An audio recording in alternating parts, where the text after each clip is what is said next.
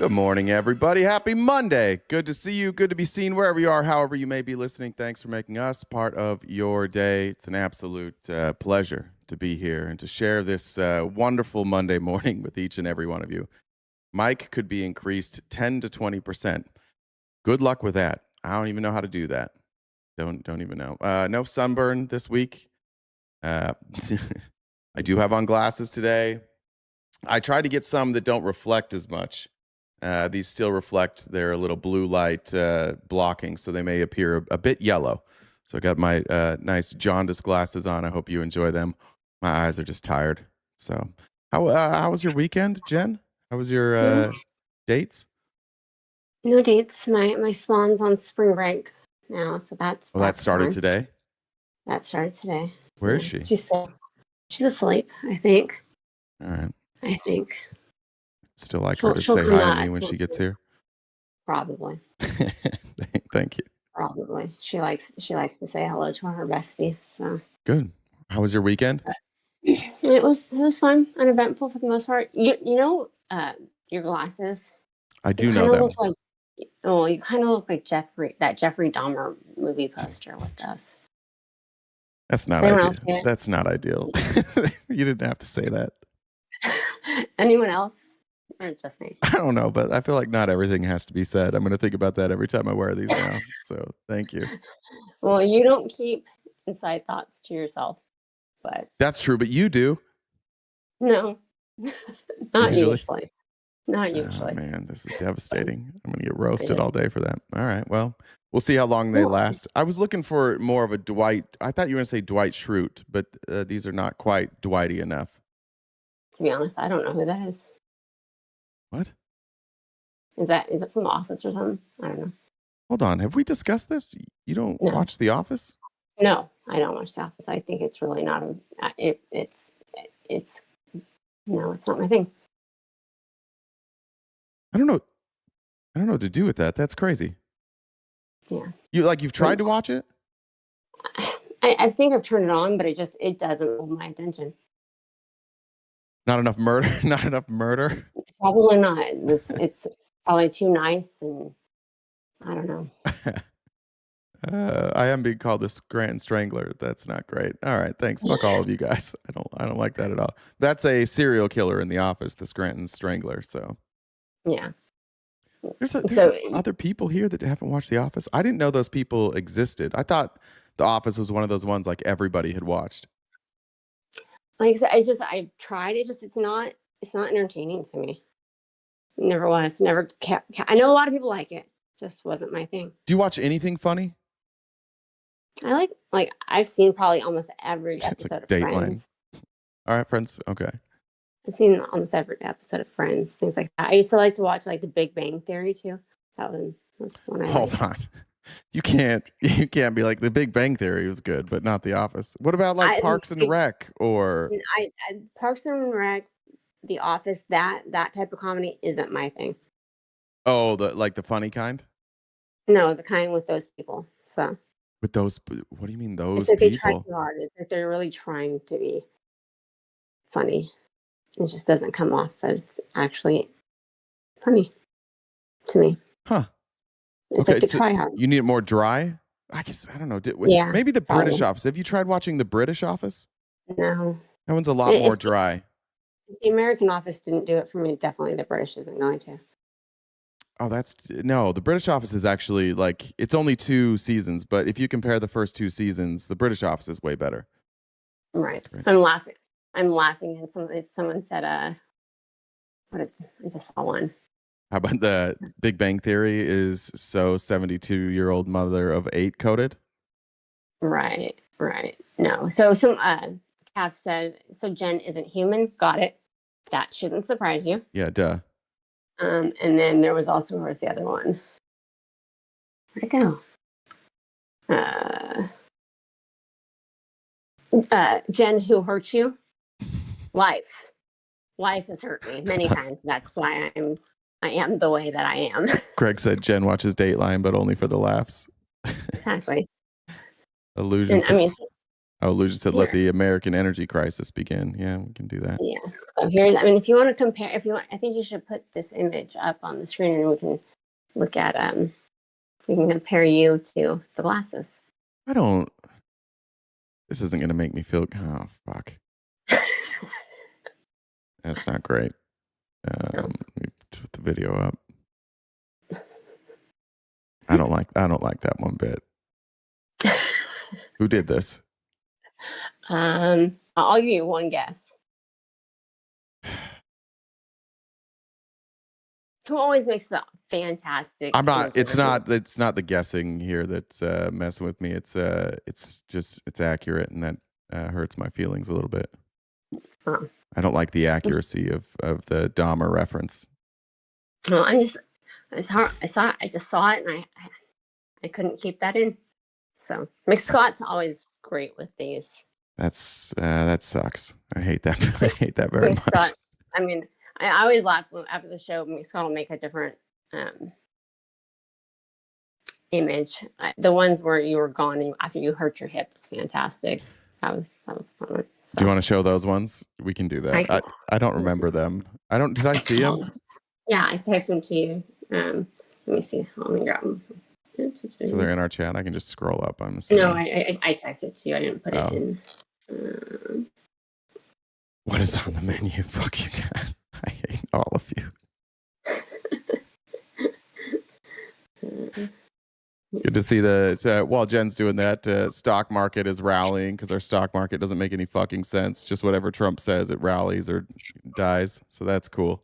If any of you are watching the stock market today, it's up, as of 9 minutes ago, Dow jumped 600 points. That's not good. It's just not a good sign that just whatever Trump says determines where our stock market goes. Oh, fuck off. Oh, there's a couple more.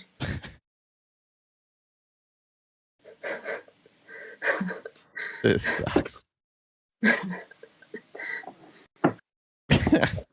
This one's kind of like a deep track here. This one. These are javelina, and if you're new to the show, you might. I used to take long walks. I lived at a different spot, and I got chased by some javelina one night. So allegedly. That's not alleged. How dare you? I got out.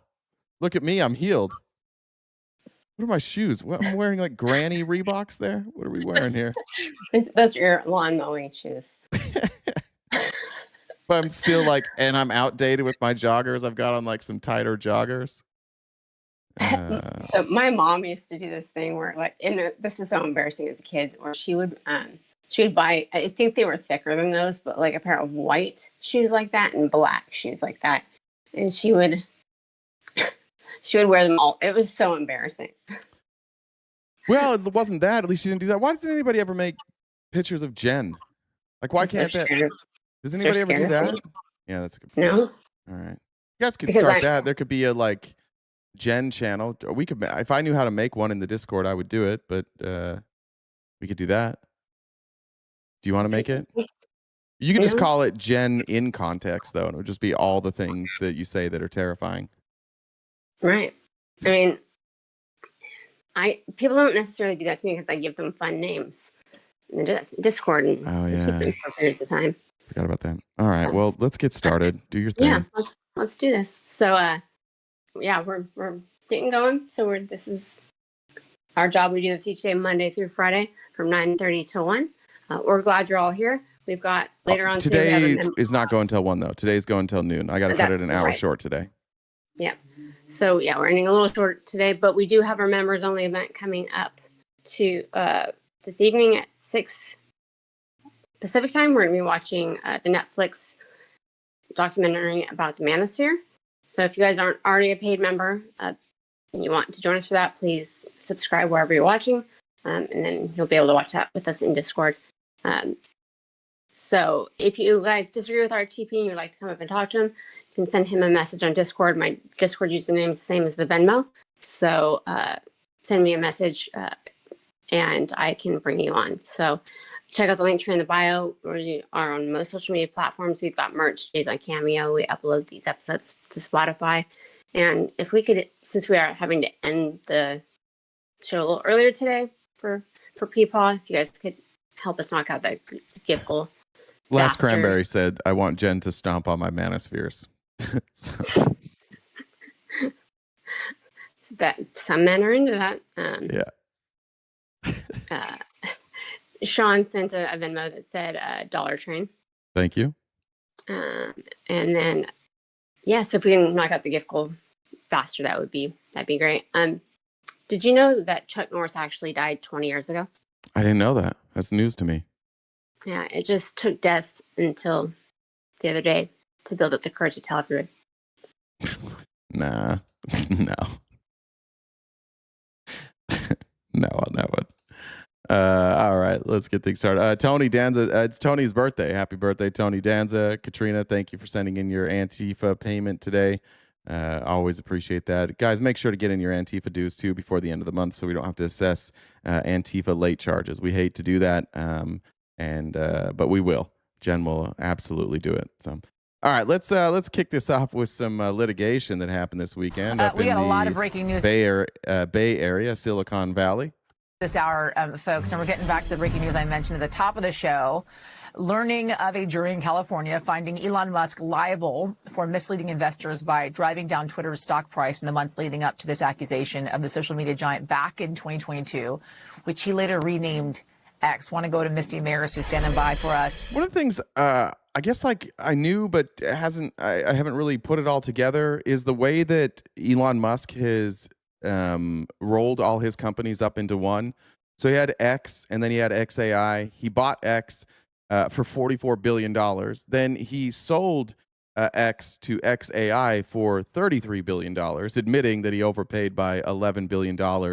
And now XAI is rolling up underneath SpaceX. And it's been a really weird way for Elon to consolidate all these companies. And nothing to see here, right? Just a language learning model. One of the largest social media platforms in the world in which you can control the algorithm. And then we're going to use that for interplanetary travel and space exploration. But more importantly, just like the access to all of our satellites. What could possibly go wrong with Elon Musk consolidating all this power? But this is back to X and the lawsuit involving him purchasing X.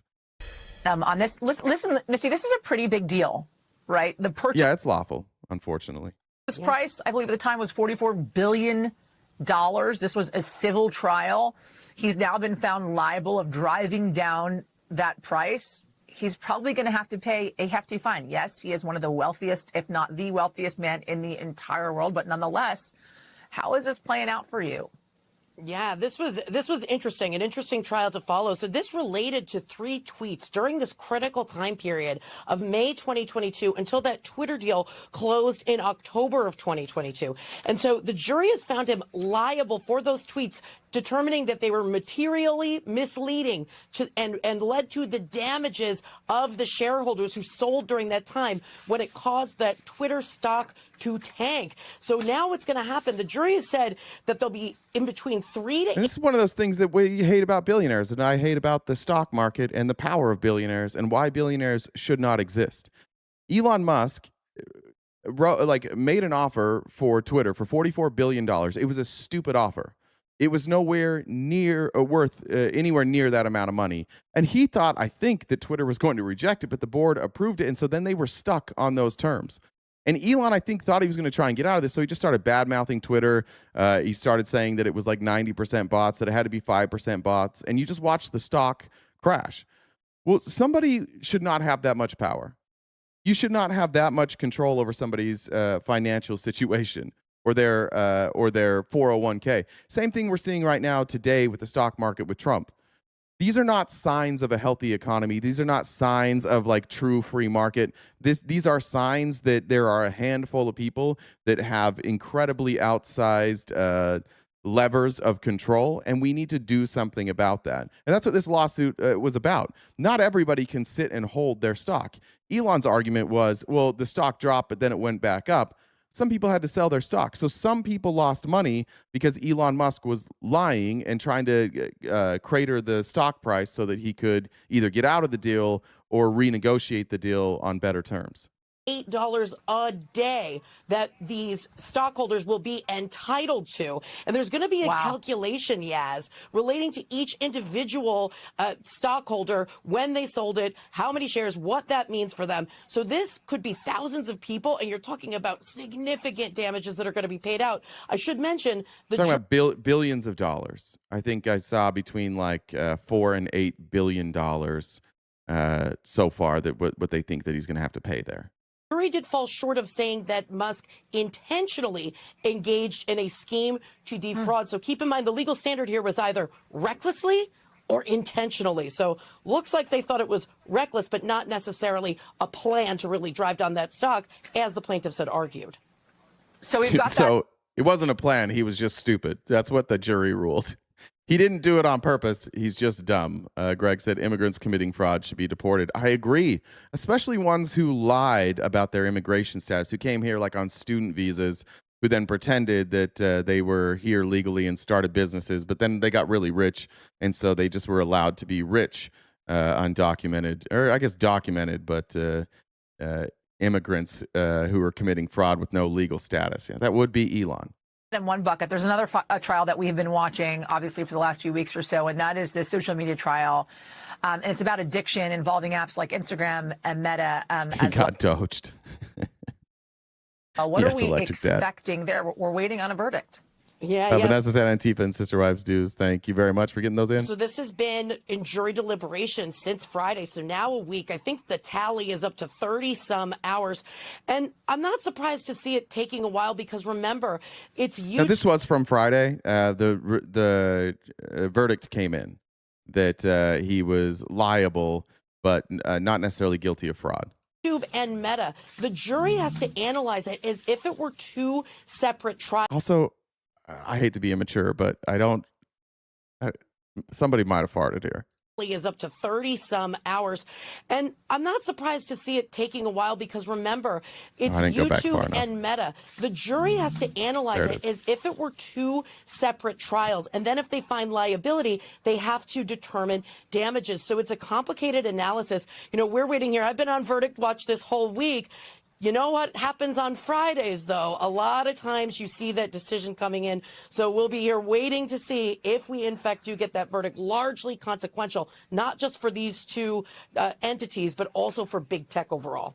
Someone asked, can Trump pardon this? No, because it's civil. So he will have to pay this. Misty, thank you for being on this for us. And I'm not sure, I'm not sure how liquid Elon Musk is. I'm not sure how liquid these companies are. I can't imagine they have that much liquidity. So you may have to sell stocks or take out a loan, which then the loan will be against your stock, which is fucking crazy. They'll just basically not have to pay for it. Billionaires should not exist. Our economy is a carnival game at best, a very rigged carnival game.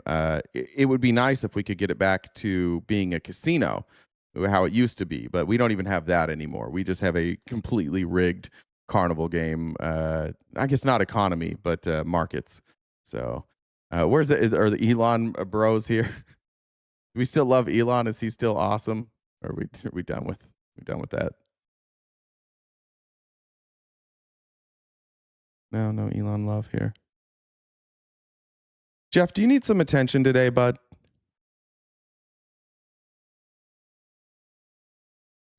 You can take a loan against a house, but not a stock. I didn't say that you can't take a loan against stock.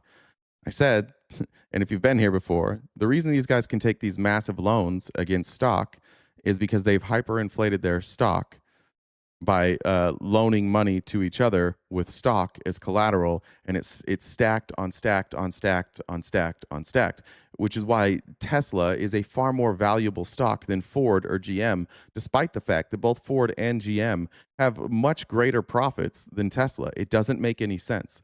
These tech bros have completely changed the system. And so they're taking out loans against these stocks. And if the stocks ever crater, that's going to cause like a ripple effect. It's going to cause banks to lose lots of money. It's going to cause markets to crash. If you look at it as a whole, rather than like, oh, this guy, I just want to argue with him, you would recognize that this isn't good. These are not sound economics that our country's markets are built upon. It's speculation entirely. And so we don't like that. You might like that, but we don't like that. That's not sound financial principles. They're pricing in growth, though. Are they? Are they pricing in growth? That's speculation, bud. It's exactly what I just said. We think it's going to be this side. At no point has, in the last 5 years, has Tesla ever been anywhere close to a sane evaluation. And if you're pricing in growth, like a company like Tesla, then you've got to explain why the country, this leadership in the country, is anti-electric vehicle. They are making it more difficult for people to get electric vehicles. So how does an administration who is polling all the credits that made Tesla available and it made Tesla the company they are, how do you then lose those credits and then become more valuable? It doesn't make sense, right? Their market should have, or their market cap should have crumbled under this administration. Why hasn't it? Because everybody thinks Elon Musk's a genius, and they're like, "Oh, this is going to work out."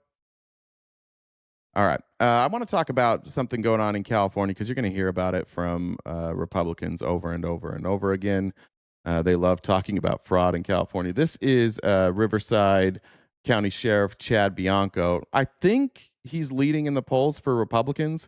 He's running for governor of California. But he seized more than 500,000 ballots from the 2025 special election from county election officials. And he says that he's investigating a ballot count discrepancy. I don't know. I was trying to figure out the law here and how a sheriff is seizing ballots. I don't know how he gets that authority, but if there's any attorneys here, we'll have to figure that out.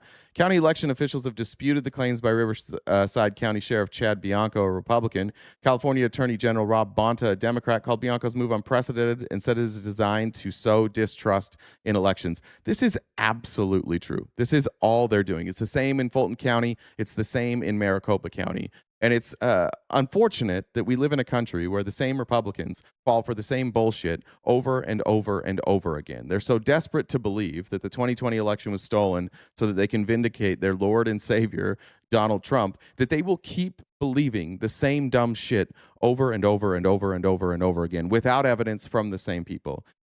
Here's that special election, if you remember, was for redrawing the district lines. And Bianco, who's one of two prominent Republicans running for governor in a crowded June primary that includes more than a half a dozen Democrats, California runs a top two primary system that puts all candidates on the same ballot, regardless of party, and sends the two candidates who get the most votes onto the November, general election. If we go here, Bianco said the investigation had absolutely nothing to do with his campaign for governor. Maybe not. I have a duty to investigate alleged crime in Riverside County, though, he said. The effort came as Trump has repeatedly disputed the results of the 2020 election, citing unsubstantiated instances of fraud. His administration recently seized ballots and other documents from Georgia, and then obviously Maricopa. Bonta has repeatedly sent letters to Bianco's office over the last 2 months saying his staff is not qualified to conduct a recount. We have an attorney general. We have people who do this. We have experts who know how to conduct a recount. In one of the letters, Bonta wrote that the ballot seizure was unacceptable and sets a dangerous precedent and will only sow distrust in our elections. The letter said Bianco seized nearly 1,000 boxes of ballots and election materials from the county's elections office with a warrant in February. At issue, Bianco said, is a discrepancy a citizen group reported between the handwritten ballot intake logs and the number of votes reported to the state. So I want to get into this. Bianco said the alleged discrepancy amounted to about 45,800 votes, a difference election officials have refuted at county meetings, saying the machine count and the final count submitted to the state differed by about 100 votes. They argued the handwritten rolls, which were not relied on to check the count, were being kept by temporary election workers who had worked long days and may have made mistakes. So let's dig in. We have actually the evidence that they're citing.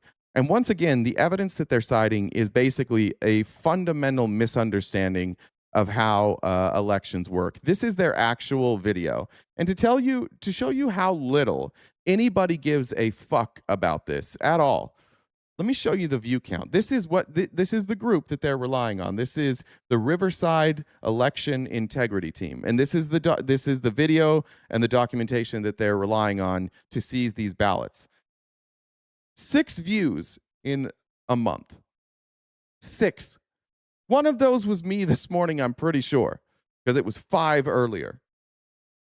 Literally nobody gives a fuck about this. And this is what they're citing. And we'll go through what they say their evidence is. The Riverside Election Integrity Team created this video to help you understand why we should be concerned about the accuracy of our election system in California.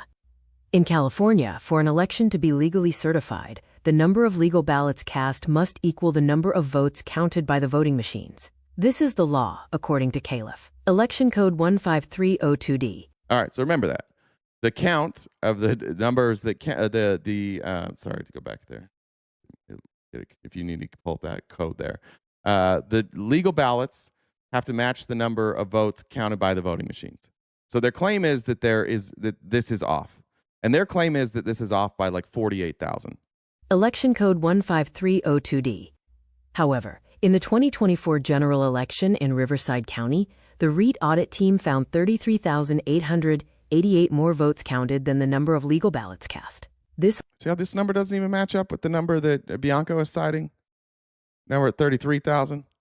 Election should not have been certified as accurate. The audit team discovered this inaccuracy by testing the voting machines after the election, using the same method the Registrar of Voters, or ROV, used before the election. AI videos are garbage, agreed. Sorry, this is what they put out. This is their evidence. They didn't even put their own faces on it. Before each election, the ROV tests the accuracy of the voting machines. A known number of ballots, for example 500, are fed into the vote counting tabulator. The machine passes if it counts exactly 500 votes. REIT decided to test the accuracy after the election by comparing the number of ballots fed into the machines with the number of votes counted. Ballots mailed to the post office are picked up daily by the ROV and counted, with the count recorded on a ballot collection log. Ballots passing the signature check are then counted by the voting machine. Once the actual election begins, voters cast their ballots in person at Okay, so their biggest problem so far is that they are taking this number. So once the Postal Service picks them up and they're brought in, these are quick hand counts, and they're counting the total number of ballots. These are regularly wrong because they don't rely on a machine. It's probably something they should figure out how to fix. But this happens in every single election, and there's a check for this, right? These are initial hand counts, and the check is we'll take all the ballots and we'll run them through the machine. We'll get the actual total count there, and then there's a lot of these that are going to come in, and they're going to count on this initial count because it's simply the Postal Service saying this is a ballot, and if it has a signature on it, it's good. It's not signature verification. It's just they're saying like these ballots are what we have so far, and they go in. A lot of these ballots can be thrown out before they're ever counted. Passing the signature check are then counted by the voting machine. Once the actual election begins, voters cast their ballots in person at a vote center, via mail-in ballots into a mailbox, or using an official ballot drop box. All ballot collection logs must be kept by the ROV. They are public records and are considered the most accurate record of ballots cast. No.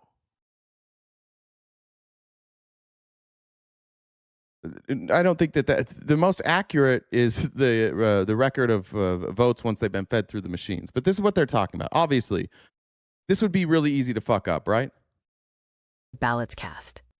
To test the voting machine's accuracy, the audit team requested all ballot collection logs created and signed by election workers at the end of the election. The ballot counts on each collection form are summed to determine the total number of ballots cast, with ballots judged illegal by the ROV subtracted from the total. That's only if they initially, the only thing that gets thrown out is things that don't have a signature. Total is then compared to the number of votes counted by the system. The numbers should match. But in the REIT audited elections, they did not. Significant differences were noted in 3 separate elections. In the 2020 Also, every election, those numbers are different. They're picking those 3, but it's every election. For general election in Riverside County, the total ballots cast were 925,210 compared to 949,398 votes counted per ROV. This resulted in a difference of 33,888.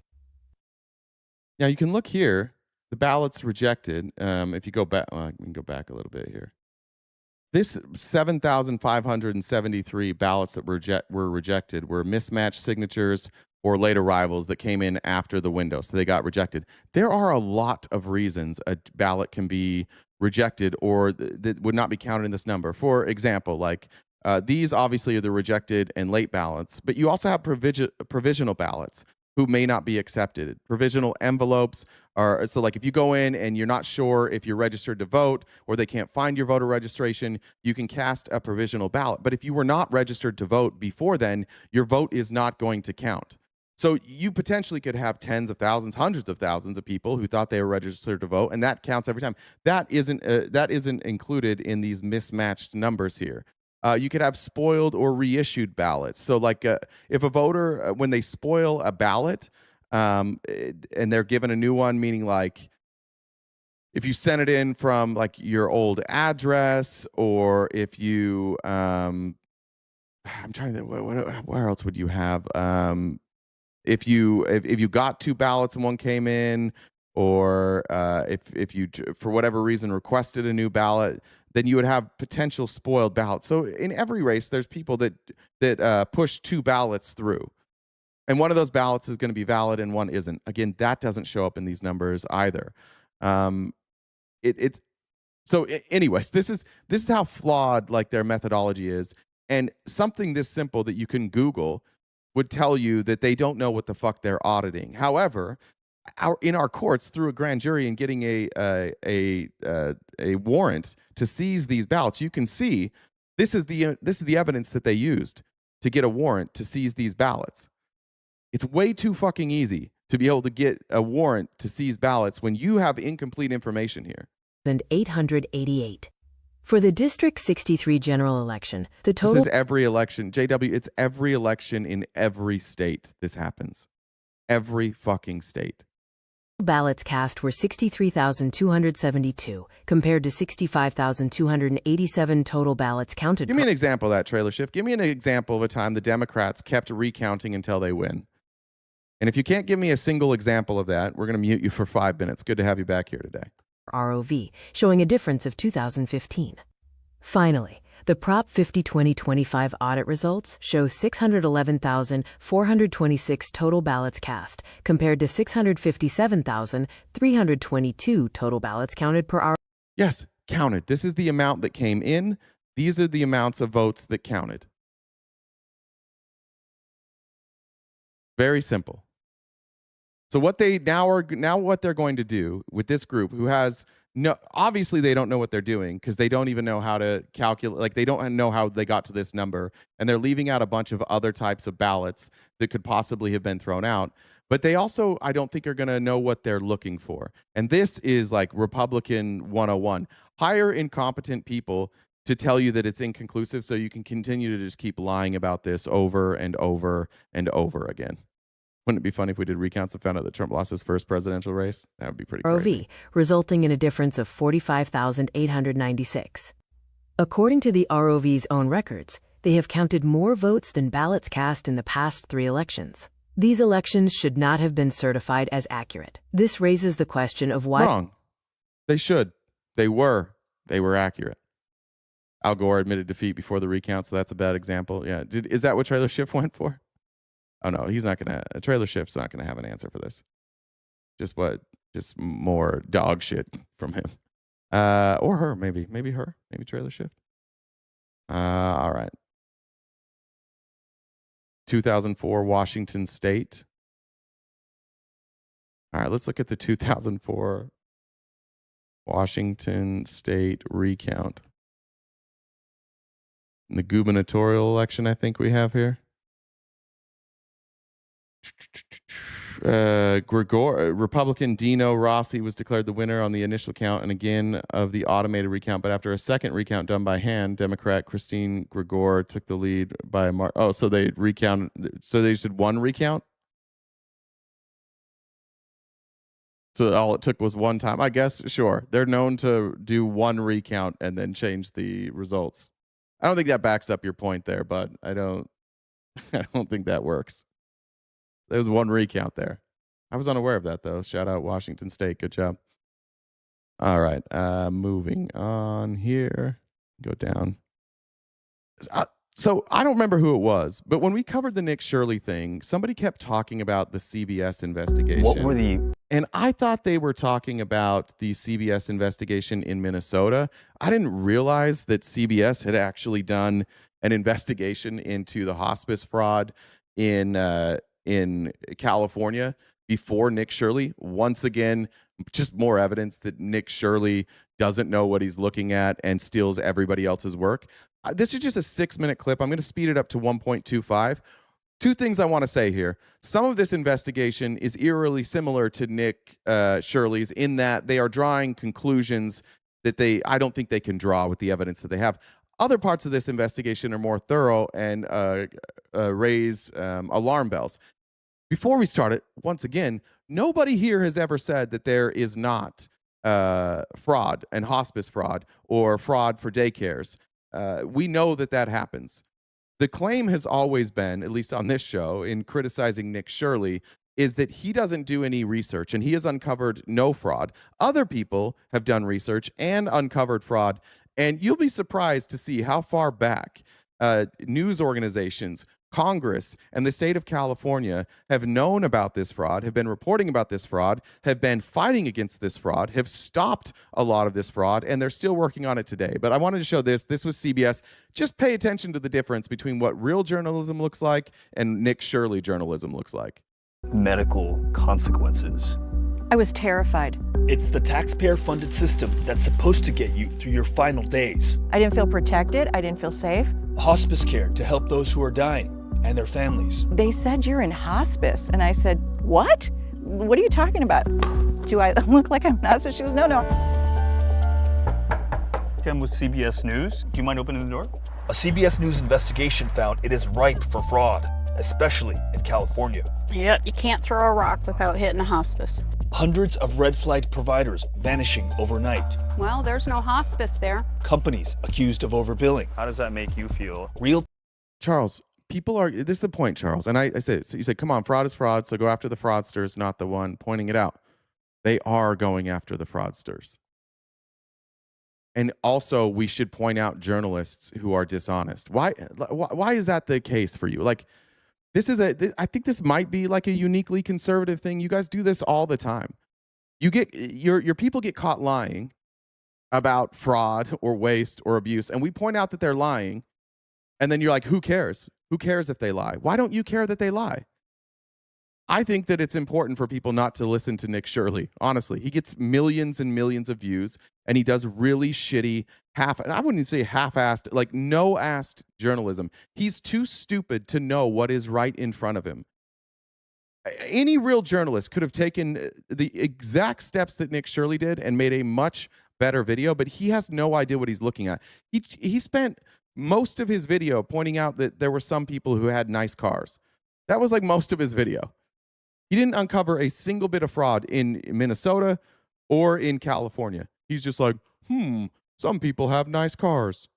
patients being denied care. Really sad. That's a good point. He also hired a dentist I don't think he hired a dentist to pretend to be a hospice worker. He was careful in that. He's like, this is somebody who works in the medical industry. And it was like a MAGA dentist that would know nothing about hospice. Because I talk to them every day. I'm sorry. Costing hundreds of millions of taxpayer dollars. You can't explain that. There's no explaining that. What's being done about it? Is my government doing anything to protect my taxpayer dollars? I share it. I have the frustration. And why it's costing so much more than money. It makes me lose faith in the system that is built to protect us.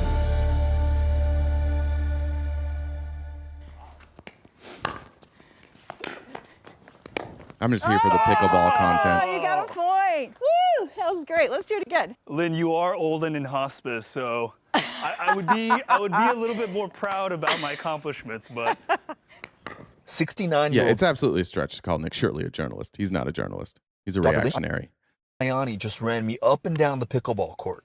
But 2 years ago, she was, according to Medicare records, dying in hospice care.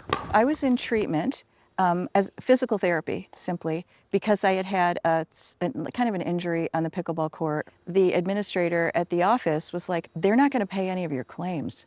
And I was shocked. They said, you're in hospice. And I said, what? what are you talking about? Are you kidding me? Do I look like I'm not? She goes, no, I know you. And when Iani's Medicare number had been stolen and used by a company to fraudulently enroll her in hospice care, which she obviously didn't need. Now, this was one of the things Nick Shirley said, like, could happen. He couldn't find anybody. They were able to find somebody so easy. This story makes sense. Iani had no coverage and no easy way of getting unenrolled from hospice. Obviously, this was a major hassle, lots of phone calls, lots of paperwork. What were the medical consequences? I was terrified.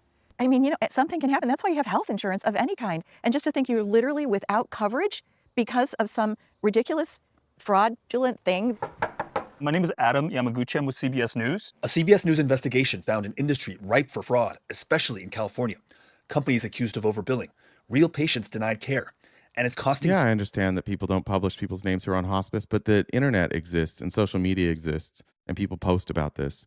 And if he had any idea what he was doing, like, you can go search. You can go, like, just go on Twitter or on YouTube and search for people who had their identity stolen. And there are literally, like, millions, not millions, like millions of views on videos of people who are talking about how their Medicare number got stolen.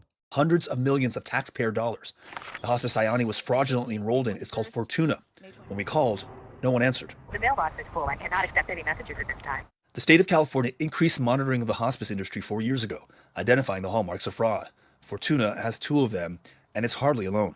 CBS News analyzed every hospice licensed in LA County, more than 1,700, and checked for the same warning signs the state used, like multiple hospices packed into one building, or caregivers whose patients, supposedly at death's door, are discharged alive. Now, this is a part, like, Shirley could have had that in his video. Why didn't he? When he showed the pictures, he would just have, like, the name, and it would be like, chance of fraud high. And he didn't think it was important to explain that these would be, like, the indicators of fraud that would make it a high risk.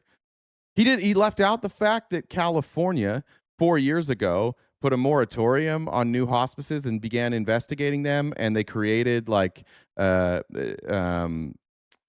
flags to go after these businesses, and that's what he was using. He was actually using the data from the state of California while saying that the state of California is doing nothing about this and is unaware. Isn't that weird how he never brought that up? At death's door are discharged alive. 3 years after the state crackdown, which included a moratorium on new hospice licenses, our investigation... Shirley didn't show a single example of these hospices stealing Medicare numbers, and stop calling them Somalia hospices. Most of the people he talked to were not Somalian. You're just dumb and apparently maybe like a bigot. Like, he wasn't talking to Somalians. Did you notice that? But no, he didn't provide any evidence of that or any examples. He just said, this is a place. They don't answer my questions, or this is a place. They didn't answer my call. Here's how much money they've gotten. That was it. That's what he did on every single one. Found more than 40% of agencies still show at least 3 of these state-defined indicators of potential fraud. So Victory Boulevard seems to be a hotbed of... Yep, you can't throw a rock without hitting a hospice. Sheila Clark, a hospice patient advocate, took us to what she described as the ground zero for hospice fraud, a 3-mile stretch of Los Angeles that's home to nearly 500 hospice company offices. There's one hospice here that hits all 6 of California's red flags of possible fraud. Well, there's Says no it's a hospice there. Legal office. Yeah.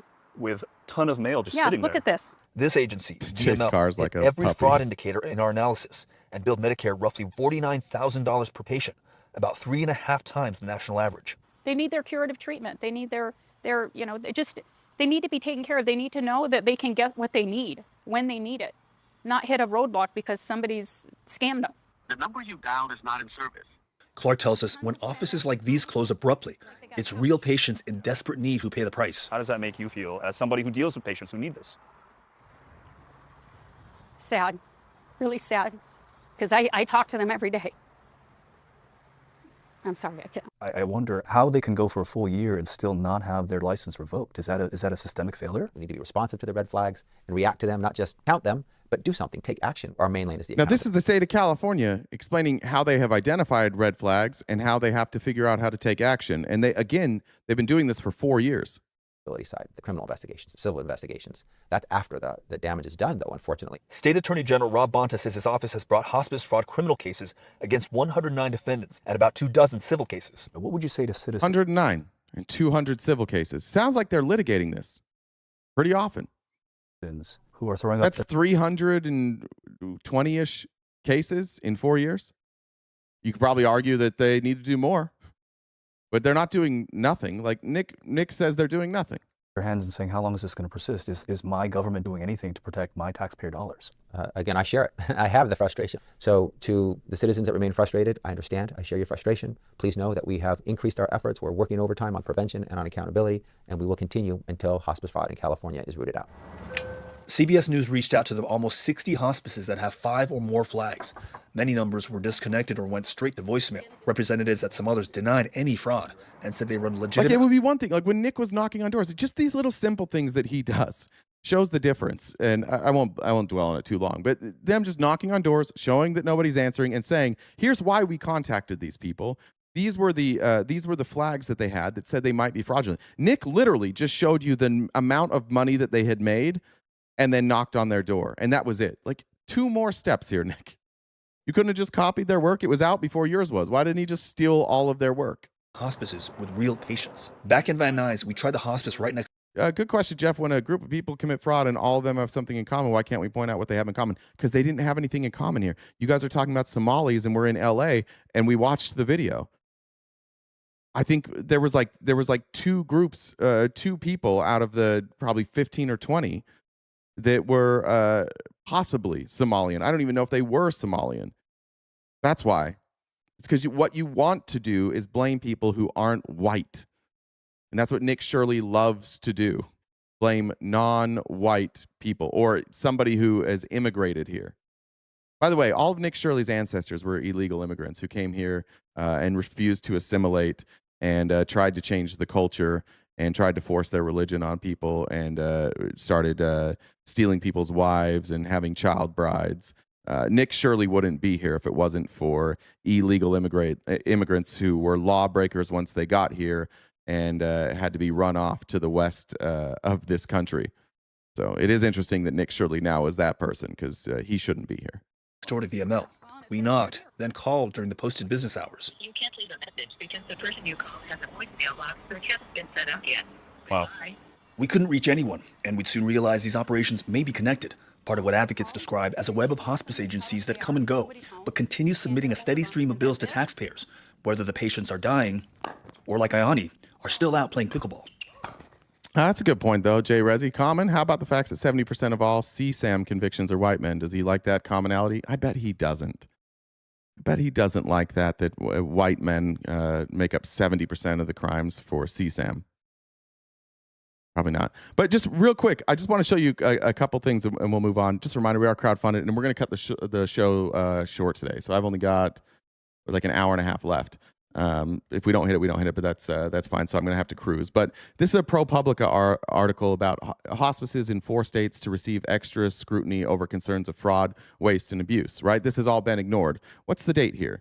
July 21st, 2023. You can see the data here. They even showed California. What states have we seen the biggest upticks? It's California, Texas, Georgia, Arizona, Nevada. New York is semi-flat. I wouldn't include New York because it looks like it's flat there and then comes down. But all of these states have had similar issues. Obviously, California has had the most, but this is total number, which California has a lot more people. So you would expect in California and Texas, where you have higher populations, that as this becomes more prevalent, the total number is going to be higher in places like California and Texas, where there's a lot more people. So we were covering this back in 2023. You can read this ProPublica article. It's really, really good. Let me just highlight a couple of things that were in there. Number one, this is from cms.gov. So this is our own California, our federal government identifying this. This was an actual study that the Biden administration did. Period of enhanced oversight for new hospices in Arizona, California, Nevada, Texas, Georgia, and Ohio. Our federal government, under Democratic control, also started this program, and this has been updated now for February of 2026. But even now, under the Trump administration, we're saying like it's not just blue states. So we have oversight, and we have programs, and we have alerts for seniors of what to look for if you're going to be defrauded. And then the last part was just this, and we won't show the whole thing, but this was a... Thanks, Mr. Chairman. Secretary, welcome back to the committee. Entire hearing. This was a bipartisan hearing. You can see it's chaired by Ron Wyden here from 3 years ago, Again, nobody gives a shit unless a dipshit from Utah comes in and says like, "Oh, it's the immigrants that are the problem." 3 years ago, we had this discussion. 317 views after 3 years. This is Congressman Barrasso from Wyoming, and just I want you to hear the introduction. Like, you can tell that this is not partisan at all. The late last year, I was joined by my colleagues on the Comprehensive Care Caucus in sending a letter to CMS, and the purpose was to point out the proliferation of new for-profit hospice providers. And I think about the hospices in Wyoming, Central Wyoming Hospice that I'm very involved with in Casper. We have Sunlit says, "I love your shows like always. Here's my Antifa dues." Thank you very much. I appreciate that. And guys, just a reminder, we are crowdfunded, so if you can help us knock out that gift goal, I'll read anything you send. them around the state of Wyoming, community involvement, people volunteer, go to events, raise money, help, and these are amazing centers that provide care and comfort and compassion. You know, most troubling is that your own data shows many hospices now who are the proliferation of. I don't need to drive a Mercedes. Illusion. I'm rich. I drive a Kia. That's how rich I am. These new for-profit hospices, they're actually sharing the exact same addresses. I'm trying to figure out what exactly is going on here, why this is happening, and do you share my concern regarding this pattern of this sudden growth of these Medicare-certified hospices in certain parts of the country? Okay, so I just wanted to show that because none of this stuff with Nick Shirley is new, just like it wasn't new in Minnesota. They're just targeting blue states and making blue states sound more fraudulent than other states. I don't know. Finding the per capita on these hospice centers is difficult. I haven't found anybody who's done a comprehensive study. We could do the math ourselves, but I ran out of time this morning. But so we could find out like per capita where we're having most of the fraud. But what I will tell you is that it sure seems pretty fucking selective by the conservatives. And it didn't used to be. Under the Biden administration, this was a bipartisan issue. And in Minnesota, it's been a bipartisan issue. It's only become partisan under the hyper-partisan leadership of Donald Trump, who just loves this. He just wants people at each other's throats. All right. This is a YouTuber named Ben Jordan. Changing subjects here. This scared the fuck out of me this morning. And I haven't seen Handmaid's Tale. There's that clip now of the two people, I assume like a lesbian couple, at the airport, and they're being told that their marriage is no longer recognized by law. And a lot of people are making comparisons to a number of deep state movies like I, Robot or Minority Report. This is fucking terrifying. Again, want to give this guy credit. His name is Ben Jordan. That's Ben with 2 N's. You can look him up on YouTube. But he was just kind of like hanging out on the internet. He went to this company's, I guess, website called Flock Safety. They currently have over 90,000 cameras deployed throughout the U.S., ostensibly to use for security, ostensibly to be accessed only by people who should have access to that. And he found that that's not the case. Using a commercial search engine, I very easily found the administration interfaces for dozens of Flock Safety cameras. I shared this information with 404 Media, and with John Gaines' help, that number quickly grew to nearly 70. None of the data or video footage was encrypted. There was no username or password required. These were all completely public-facing for the world to see, and some of them still are. You don't have to... Now, he's actually the person who is editing out those faces. Those are children. And all he had to do was use a commercial browser, and he was able to get access to videos of really like personal, you'll see. Be an expert to find and gain access to this. You don't even have to type anything in to see every single person, vehicle, and activity that took place in these locations in the last 31 days. Whether you wanted to watch this footage live in real time or look at footage from a month ago, you could just point and click your way to it like you were watching Netflix. Yeah, that's a good point, Trailer. Ring had a leak like this too. I know Wise did as well. They are not protecting your security. You could even open up the live streams in VLC or cast it to a television. Making any modification to the cameras is illegal, so I didn't do this, but I had the ability to delete any of the video footage or evidence by simply pressing a button. I could see the paths where all of the evidence files were located on the file system, and I could see their hashes and signatures. Some of the devices we saw were the... How easy would that be if you knew what you were doing to then get away with a crime? Familiar-looking Falcon cameras that you see all over the country, but the majority of these were Flock's new Condor cameras, which are designed to detect and track people. They're PTZ cameras, meaning pan, tilt, zoom, and they quite literally use AI to zoom in and follow you around whether you're a person of interest or not. In just the time that it took to count and verify these vulnerabilities, I saw a family in North Carolina load their infant and a bunch of merchandise in a Lowe's parking lot. And I suppose one could cross-reference their license plate with the Park Mobile data breach and find out exactly where the garage is that will store these new fancy tools. I watched a man leave his house in the morning in New York. I watched a woman jogging alone on a forest trail in Georgia. This trail had multiple cameras, and I could watch a man rollerblade and then take a break to watch rollerblading videos on his phone. How? That's crazy to be able to see that. Also, how bad would that suck if you were this guy and you just got caught rollerblading and then watching a tutorial video of how to rollerblade? That's might be the most devastating part of all of this. Imagine this guy just out there thinking the world will never know my secret and how much I love rollerblading. And now here you are. Because the camera's AI automatically zoomed in on it. Just like it zoomed in on a couple arguing at a street market in Atlanta. So what? They're still anonymous. Says the golfer. That's fair. Yeah, you're right. That's fair. That's right? No, they're not. Within 2 minutes of open source intelligence using a commercial facial recognition engine, I found out that one of them just finished medical school and the other is dealing with chronic irritable bowel syndrome. The couple also just had a baby. That's fucking insane. Found out that you have IBS? Last year, and they have a pretty concerning debt-to-income ratio. I also know that they drove over 45 minutes from their address in the suburbs to attend church in Atlanta that morning, and then they checked out this market and bought... Yeah, I'm not worried about this guy either. I think he's doing the world a favor by putting this out there. A sweater. I watched a law enforcement officer in ambulance escort a man having a mental health crisis in Iowa. I know this because the Cedar Rapids Police Department maintains a public database of every single emergency call in the city, as well as daily arrest reports with individuals' names, addresses, ages, and genders. Listen, I know that I'm being creepy right now. Just saying these words out loud nauseates me.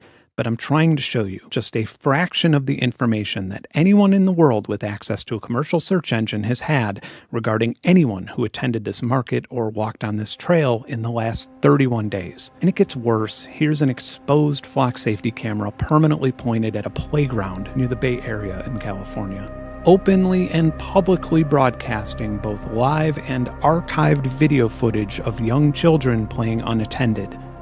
Again, just saying this stuff out loud feels so incredibly wrong. But for me personally, the most impactful moment while validating these vulnerabilities was this.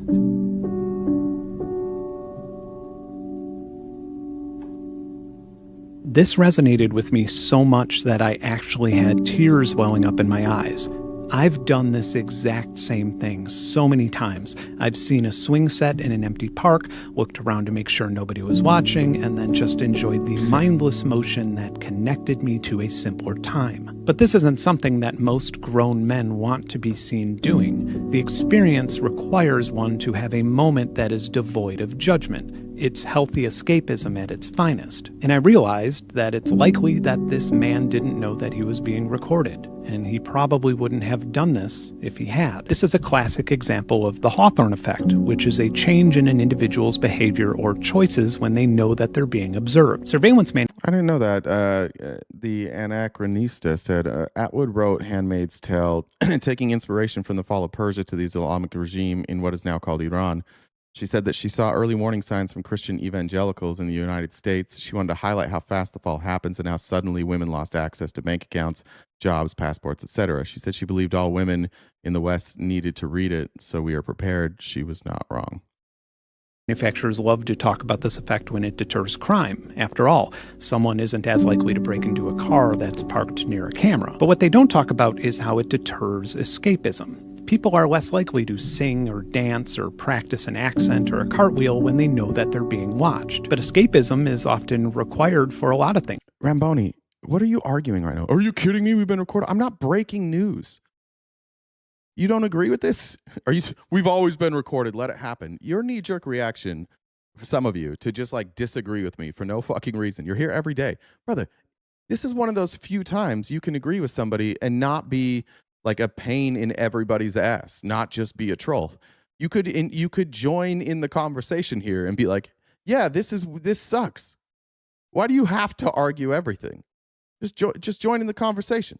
For example, when you learn an instrument or practice a skill for the first time, or even practicing line delivery for a YouTube video. The footage of the man swinging was powerful to me because it made me realize exactly why I have such a visceral objection to mass surveillance. It imposes on our right to find our own identities without judgment. And as someone whose identity and success is owed to ample amounts of escapism, this is a hill that I am willing to die on. Oh, you don't think it sucks? Okay, well, never mind. My bad. Ramboni's just, he likes daddy government watching his every move. All right, never mind. Yeah, we just saw a camera permanently pointed at a playground and freely accessible to the public. And he's like, yeah, this always happens. That's the point, too. It's not even just like Big Brother. It's his easy access to that. Like, you don't think that there's predators out there? You don't think there's people that will access these to try and figure out your routes? Like, you have that story coming out of New Mexico, and I'm not saying that it's related at all, but we often have very strange disappearances that don't make any sense, and we don't have any evidence. You don't think that people could access this and disappear people? That's what this is. That's what people are concerned about here, is this level of access, not just our government, who we already don't trust, but people outside of the government, people from other governments. People who might just not like who you are on the internet. That's a good point. They are outsourcing that to Peter Thiel and his friends. Really good point. All right. Let's moving on. Trump's really mad at James Tallarico. He went unhinged. He had a weird weekend on True Social. He continues to have weird weekends on True Social. Somebody should really take his phone away on the weekends. So the Democrat running in Texas, James Tallarico, turns out to be a fraud. I don't know what the fraud is there. Does anybody know what he's talking about? It showed after the election when he beat low IQ candidate Jasmine Crockett, no relation to Davy Crockett. Appreciate that. He's got 6 genders. I don't know how you individual would have 6 genders. Insults to Jesus. Only vegan food. Was wearing a mask in 2023 and 2024 and is a weak, ineffective guy who we allowed to win prior to releasing the avalanche of information we had on him. Because as bad as Crockett was as a candidate, this guy is worse. What have they released on him? What is this fraud that they have on James Tallarico? Is it that he said like God was, what did he say, like God was non-binary or something like that? I believe that any human being running against him, sick, incompetent, close to death, or even a child would win. All right. He beat everybody in the DNC primaries, but I guess they were all either sick, incompetent, close to death, or even a child. Got it. He may be the worst candidate I've ever seen, other than, of course, Gavin Newsom. He's an incredible candidate. The reason that Trump is upset is like, and the reason he's tweeting about him is because they're afraid of James Tallarico. And then, of course, we go on to Gavin Newsom, who admitted that he suffers from mental incapacity. What is dyslexia? I think, is that what it was? Is unable to read a speech and is dumb. But in saying the dumb comment referred to his audience and therefore became, in the eyes of African Americans, a total racist, which is probably true. Gavin admits that he's a low IQ individual, which typically is not good for winning the presidency. It worked for you twice, bud. His interview may have been the worst ever given by a professional politician. I believe it takes him out of the race. Kamala's back. President Donald J. Trump. The last thing Donald Trump wants to do is run against a white guy. That's definitely who doesn't want to run against. This is Joshua Hames and Brooks Pottinger, who is Pete Hegseth's pastor. Here's what they had to say about James Tallarico. They all have him spooked. Christian nationalists are terrified of James Tallarico. Why? Because he doesn't use the Bible as a weapon to go after marginalized people and justify your cruelty and your bigotry, which is why people like Pete Hegseth love Pottinger here, and why assholes and white nationalists and racists have suddenly gone back to church because they believe this shit. Public enemies, these are the orcs at the gate. You are not called to love the barbarian horde. Oh, sorry. Jamar said, come on, Jay, you know damn well that if you're driving Maserati and you own a hospice care facility, you're doing fraud. Yeah, that might be true, actually. Tanya said, Antifa dues, thank you. Vessel Vocal said, Karen dues for trailer shift. Pink said, what do you do when you cross the gay community with red pilling, the straight acting brotherhood? All right. I'm all right with that. That is planning to break into your sorry. Public enemies. These are the orcs at the gate. You are not called to love the barbarian horde that is planning to break into your city and, pillage, plunder, rape, and mutilate you and your people. Right. You don't love that horde. That is your enemy. And you pray. This is where you have imprecatory psalms. This is where you pray strongly.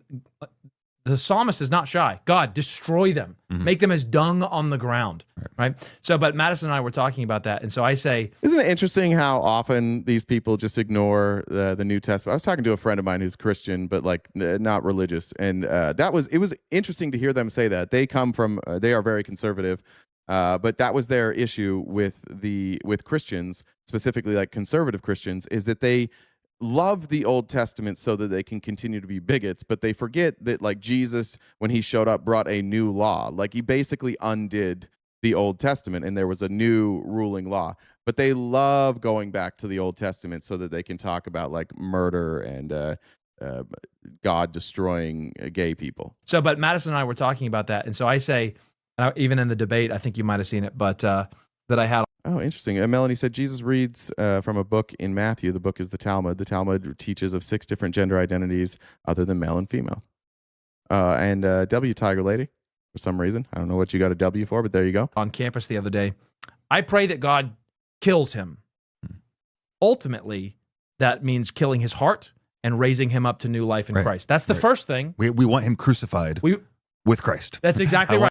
That's not what you were referencing in the Old Testament. You were referencing actual death. And now we're smiling and being like, what we really mean is, but what do they want from Tallarico? Resurrected in Christ. They want him to adopt like the bigotry? That's exactly right. I want him to be, I think, Saul of Tarsus, Tallarico of Tarsus. Yes. That's what I want. Who would say, I was holding the garments while they stoned Stephen, and now I'm that's what we want. Yes, we want death and new life, right? And if it would not be within God's will to do so, stop him by any means necessary, oh God. If it's not in his will, then stop him by any means necessary. White nationalists won't take that out of context for sure and threaten him. But here's why they're actually afraid of James Tallarico, because he can deliver, again, I'm not a Christian, I'm an atheist, but I can appreciate a Christian who takes the good lessons from the Bible and doesn't use that book as justification to treat other people poorly. This is why they're actually afraid of him. The President of the United States just said that I insulted Jesus. You want to know what insults Jesus? Kicking the sick off their health care while cutting taxes for billionaires. You think Jesus would have been, you think he would have voted Republican there? To my Republican friends, you think Jesus would have been like, yeah, we better cut taxes for rich people and kick people off of government subsidies that are poor? You think that's what would have happened? Sully said Antifa dues and to piss off MAGA. Love you guys. Savage Mom said Antifa dues. Meanwhile, our president doesn't know the difference between which W-I-T-C-H and which W-I-C-H. Did I miss that in that tweet? What insults Jesus? Deporting the stranger and separating babies from their mothers. You know what insults Jesus? Bombing innocent school children in Iran and sending our brave men and women off to die in another forever war. And blaming Iran. He probably didn't like the part where then they blamed Iran in an obvious lie. Alexander said, I hope we can celebrate the day Trump is off the planet. I'll be at all y'all's live watch party. You know what insults Jesus? Covering up the Epstein files and then refusing to prosecute a single person in them. I am not a perfect Christian. I don't claim to be. There's only been one perfect Christian, and he was crucified on a cross 2,000 years ago. Jesus told us. I think that was Jesus they were talking about. Alfredo said, for Christian nationalists are the American Taliban. He told us to love our neighbors as ourselves. He told us on earth as it is in heaven. Can we imagine war in heaven? Can we imagine bigotry in heaven? Can we imagine... If you're a Republican, how do you square that? You think, what's going to happen to the bigotry once you get to heaven? What are we going to do there? You guys still get to be racist? Still get to lie about people eating your pets? Poverty in heaven, then why do we tolerate these things on earth? All right. That's true. Mormons have it kind of set up so that they have the 3 tiers of heaven, so it's a little more palatable. You can explain away shitty people. All right, let's talk about, for some reason, we have ICE in the airports now. Here's Donald Trump on it this morning. But I just want to point out one thing before we start this conversation. Trump did not run on this. You did not vote for this. You're lying if you say that you voted for this, because Trump said that he was going to do mass deportation and that they were going to use ICE to go after violent criminals. And he now is admitting that it has nothing to do with violent criminals. It has everything to do with just getting anybody you possibly can, locking them up, and getting rid of them. Now, ICE being in airports is kind of a weird thing to me for this administration who doesn't believe in due process. If you have people that are in an airport and they're flying somewhere, and if they're flying out of the country, the easiest, most cost-effective thing you could possibly do is let them go and deny entry when they come back. They've already paid for the flight. You don't have to then hold them. Just deny their entry on the way back. But instead, we're going to arrest people, detain people, presumably put them in ICE facilities, and then have due process, pay for the litigation, and pay to house these people over and over and over again. None of what Donald Trump makes any none of what he does when it comes to the actions of ICE makes any sense based on the stuff he said before. Like, it was about violent criminals. Remember, ICE was created to go after terrorists. That's what they were there for. It was after 9/11. It was for Homeland Security. It was a special division, and they were going to go after specifically people who would commit terrorism, not people who overstayed a visa or people who had some sort of immigration status, but now they've committed a felony or a misdemeanor, and that's now up in the air. But if you have any questions on whose idea this was to send ICE to the airports, Trump will tell you. Whose idea was that to run ICE at the airport? We're dealing really... Whose idea was it? Mine. That was mine. That was like the paper. paperclip. You know the story of the paperclip? 182 years ago, a man discovered the paperclip. It was so simple. And everybody that looked at it say, why didn't I think of that? ICE was my idea. Whose idea was that to run ICE at the airport? I didn't really get the paper clip thing. It is wild for some. Do some of you really not know that that's when ICE was created? That it's a post 9/11 to go after terrorists? So you took, like, there were different groups. You had like an investigative arm of the Customs and Border, CBP, and then you had the enforcement arm, and they put them together. So if you take the investigative and you take the enforcement arms, you're obviously investigating crimes, right? And federal agencies don't investigate misdemeanors, right? You don't have federal agencies out there investigating just a general misdemeanor, which being here illegally generally, most of the time, depending on where you're caught, is a misdemeanor. So you don't know that was true? So it's Democrats' creation? No, bud. No, bud. Do you know when 9/11 was? Are you aware of when 9/11 was? But it was bipartisan, and yeah, it was dog shit. All right. So Trump's idea, and how's that going? Here's Caitlin Collins asking a pretty fair, I think, follow-up question. You can go watch the clips yourself, but ICE is obviously terrorizing people in airports now. And by the way, ICE can't check your ID just by looking at you, right? So what are they doing? They are racial profiling people in the airport. They are looking for people who are not white, racially profiling them, and then demanding their documentation. So that means that if you are an American citizen here and you are not white, you are now likely going to have enhanced security measures simply for the color of your skin, for your appearance, or if you have an accent. But if you are a white honky, no problems. Caitlin Collins asked an important question here, and this kind of fucks up a narrative as well. Let's talk about the other. So ICE has done very well.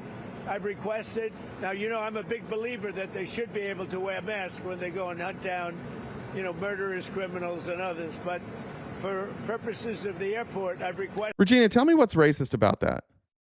So this channel's so bad, keep being a racist, signed a mixed woman of color. What is racist about me saying that ICE is targeting people based on what they look like and their accent? Do you think ICE, can you point to me ICE like walking up to white people with no accent and saying, let me see your documentation?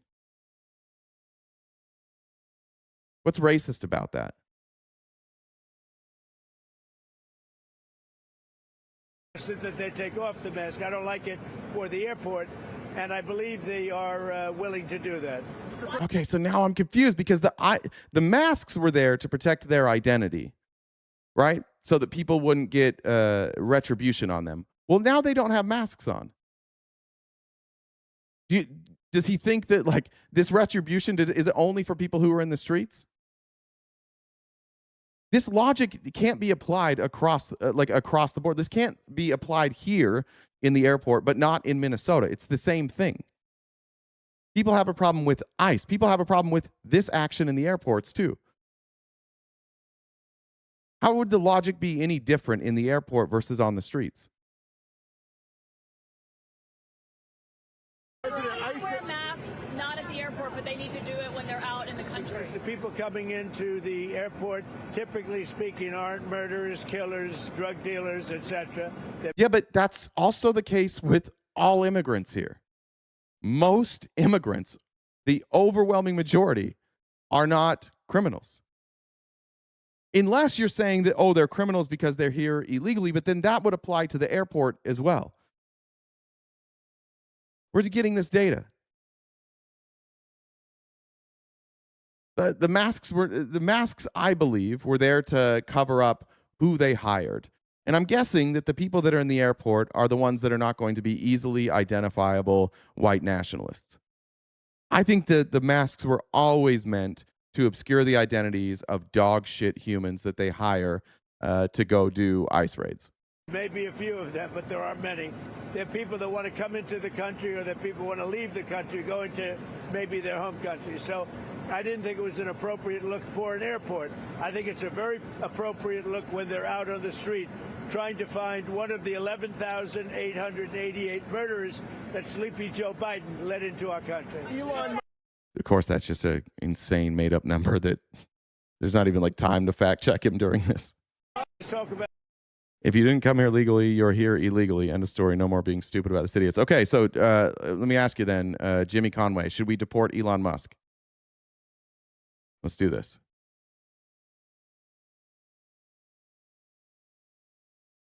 No, I'm not okay with people's families being doxxed. But that doesn't mean that you then get to have a masked police force. Perhaps you should stop putting them in a position that makes the voters so upset that they want to dox their families. Like, you also have to take your part in that. This administration needs it. And again, then they would be masked in the airport. Your argument doesn't really make much sense. It's just, again, you want to disagree with anything that I say. Elon is not here legally. Elon came here on a student visa. He quit school and started a business. If you know anything, like I played soccer in college, and some of my teammates were on student visas, most of them from England. and they weren't allowed to work because their visa didn't allow them to work. It only allowed them to be students. So Elon came here on a student visa, then started a company. He was working. He dropped out of school. He was here illegally when he started his businesses. He's admitted that. So should we, again, I'm going to ask again, should we deport Elon Musk?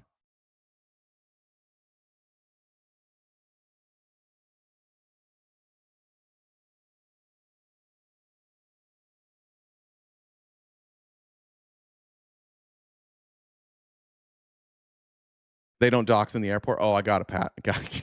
Nobody doxes in the airport. Well, if you go on Twitter, you can see thousands of videos of ICE agents in the airport right now with no masks on. So nobody's going to dox them because they're in an airport. Got it. He's got to go. All right, I appreciate that. Start advocating for that, Jimmy. When you start advocating for people that have to go, how about Melania? How about Melania coming here on an Einstein visa? Einstein visas are set aside for people at the top of their field. What was she top of her field at? She was a barely known model. She was not a supermodel. She was not internationally recognized. How about that? Should Melania go too? Why was BLM and Antifa masked up in 2020? Probably a mixture of COVID and also wanting to hide their identity, but they're not the government, so you're kind of allowed to do that, right? I have no, like, we get to play by different rules than the government does. There's nobody has the right to know who you are when you're out there protesting. As a police officer, we have laws in place that people have the right to know who you are, so we know who to hold accountable. Jimmy, I've read a lot of your comments, bud. Relax. What do you want to say? Say it again, Jimmy. What did you want me to read? Just, you spammed. You didn't read my. I can't read everybody's comments, Jimmy. There's a lot here. But whatever you want me to read, put it in next, and we'll get it. Same for you, same for me, as well as anyone else. I don't know what that means. I have no idea what that means, bud.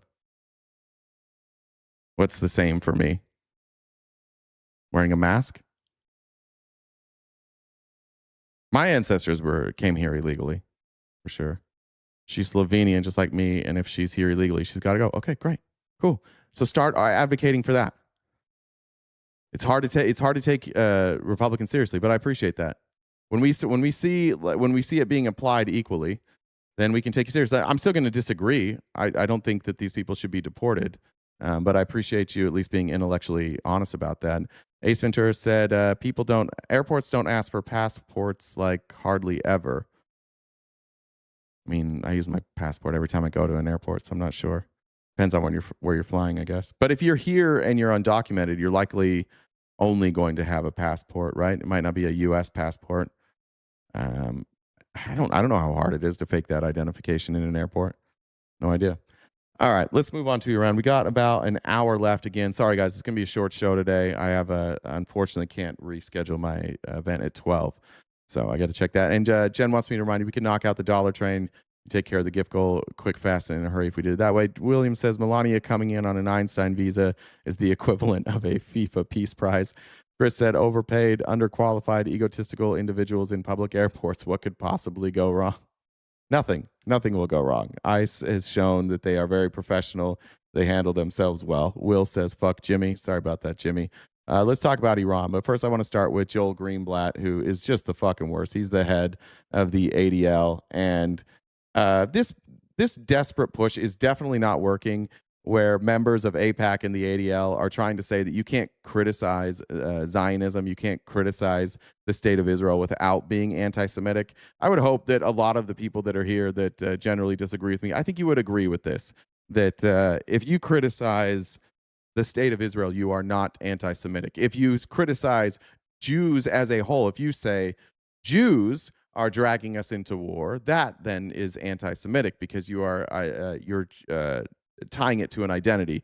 But saying that the Zionism, the ideology, and the state of Israel, the country, dragging us into a war is anti-Semitic is just laughable on its face. But it doesn't stop Joel Greenblatt. He's going to keep running with that. We are seeing Jewish people, the Jewish state, blamed for the war in the Middle East. That is wrong. Well, the Jewish state should be blamed. The Jewish people who support it and live in Israel should be blamed. That's who you should blame. It is wrong to scapegoat. It is wrong to hold Jewish people accountable for something you don't like on the other side of the planet.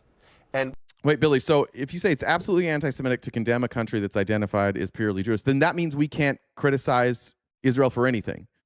So if Israel just started taking their newborn children and throwing them off of cliffs, we couldn't criticize them because they are Jewish. That's the natural conclusion to that argument. Is that where we're at, Billy? Would that be anti-Semitic if people in Israel were throwing babies off cliffs and it was legal, and I criticized the state of Israel for that? Would that be anti-Semitic? Let this video play while you answer that question. we really need leaders on all sides, in politics, running for office, podcasters, to stop with the conspiracies, to stop with the accusations, and then tell us, but we oppose anti-Semitism. You don't get to say you're opposed to hate if you're trafficking in hateful conspiracy theories. Everyone needs to dial down the rhetoric, to take a step back, and to start doing something to stop this epidemic before it gets even worse. I think the thing that would stop it the most is if Israel stopped dragging our fucking asses into war and stop committing war crimes. Thanks, Trailer Shift. I appreciate the donation. Thanks for being here. You can stick around for a bit. Appreciate that. And it's continuing all over the country right now, right? Yeah, it is. I mean, look, at ADL, we focus on protecting the Jewish community. We have never been busier. Like our whole... Yeah, but who's, like, what does that have to do with anything that Israel's doing? I mean, I'm sure that there's people that are going after Jewish people. I'm sure that the white nationalists have not stopped. But this idea that criticizing the state of Israel somehow, like, because it might lead to people being upset with their Zionist neighbors, means we have to stop criticizing Israel. It's an American organization. They're telling us we can't criticize Israel anymore. It's causing too many problems. We just need to let them do war crimes. Here's Ted Cruz, who is the most... It's a toss-up. I don't know which one of these traitors, which one of these treasonous traitors is worse, Ted Cruz or Lindsey Graham, but both of them certainly show their allegiance to Israel before the United States, and neither one of them are Jewish, which is a bizarre thing to do. I would still have a problem with it if they were Jewish, being sitting members of the United States Congress, but the fact that they also aren't Jewish, that they don't share that religion, that they don't share the ideology of Zionism, is bizarre that they are so loyal. But here's Ted Cruz admitting, like, yeah, I was pushing Trump into this. Senator, moving forward Let's see. Breaking Iran says Trump is lying, no talks. Taco, yeah, we'll get to that in a minute. now to talk about the conflict in Iran. You were literally with President Trump the day before the strikes happened. Can you explain to us what the reasoning and the rationale are for this war? Sure. Look, Congrats, Natalie. They won Robot Comp. Natalie in the chat. I urged the president to launch this attack. As you noted, I was with him pretty much the entire day on Friday before the attack launched on Saturday. And so we were on Air Force One. We were flying down to Texas to Corpus Christi at a big event planned in Corpus Christi. So I was on the plane with him. And then he asked me to hop in the Beast, the presidential limo, and it was just the two of us one-on-one. And pretty much the whole time he was asking me what I thought we should do on Iran. And I said, look, I think we should not miss this moment. I think the regime is weaker than it ever has been. And it's such a fucking crazy thing to say. Not miss what moment? We shouldn't miss this time when Iran is reeling to blow them up. What is the moment that we needed, that we, like, honestly, what is this moment? He's saying it. He's saying it out loud. Iran was weak. We should murder their leader. We should go murder their religious leader. We should start bombing their infrastructure. Why? Because they're weak. That's their only justification. we have an opportunity, if we can collapse this regime, America will be much, much safer. There are very few things on planet Earth that would do more to improve American national security as much as seeing this regime collapse. How? Somebody, again, are they ever going to explain the national security concern that we had with Iran? Thanks, Jolie, for joining the Dollar Train. Appreciate you. Anybody ever going to explain that at any point? How come none of these national security concerns have come to fruition since we started bombing the fuck out of them? That's a good point, too, Daga Mimi. Weak, but also a threat to us. J-Sex, shut the fuck up. J-Sex, I can criticize Israel all day long and not be anti-Semitic. You are desperate, and you're here every day. Do you need a break? Mods, when you get sick of J-Sex, you can give him 24 hours. I'm tired of him lying every day. And he asked me in the Beast, he said, well, look, do you think we should negotiate further? And I said, no. No, don't negotiate. No, just bomb them. Why would we negotiate? I said, I don't believe they're negotiating in good faith. They are liars. I think the Ayatollah just wants to delay and delay and delay while they rebuild. And I said, as far as I'm concerned, the only deal you should be willing to take is the same deal you offered Maduro. And Trump offered Maduro, if he wanted to leave the country, he could go into exile and he would be allowed to live out the rest of his days if he left and exited. And Maduro. All right, so now explain that to me. If he would have given Maduro, if he's saying give the community the same deal that you gave Maduro, well, the Ayatollah is dead. So then why are we still bombing? If we now have decapitated their leadership, what are we still doing there? Ted? Republicans? Anybody? Please explain it to us at some point. Why are we still there then? If that was the whole goal, is to decapitate the leadership, then what are we doing there still? Said no, and I suspect Maduro regrets saying no now. And I said I could live with that deal for the Ayatollah, to give him and the mullahs the same choice. You can leave and allow a new regime to come to power in Iran, or if you don't leave, the alternative is going to Okay, well, you left this earth and a new leadership is rising and you're still bombing. Be a less than pleasant one. This is why Trump's polling so bad on this war, and this is why now Trump is trying to cowardly back out of this while also pretending that he's in control. I want to show you this, and I do just want to apologize. I hate how much we have to show Tucker Carlson, but he seems to be one of the only journalists in the world, one who is not afraid of criticizing Israel, like with a prominent journalist, I should say.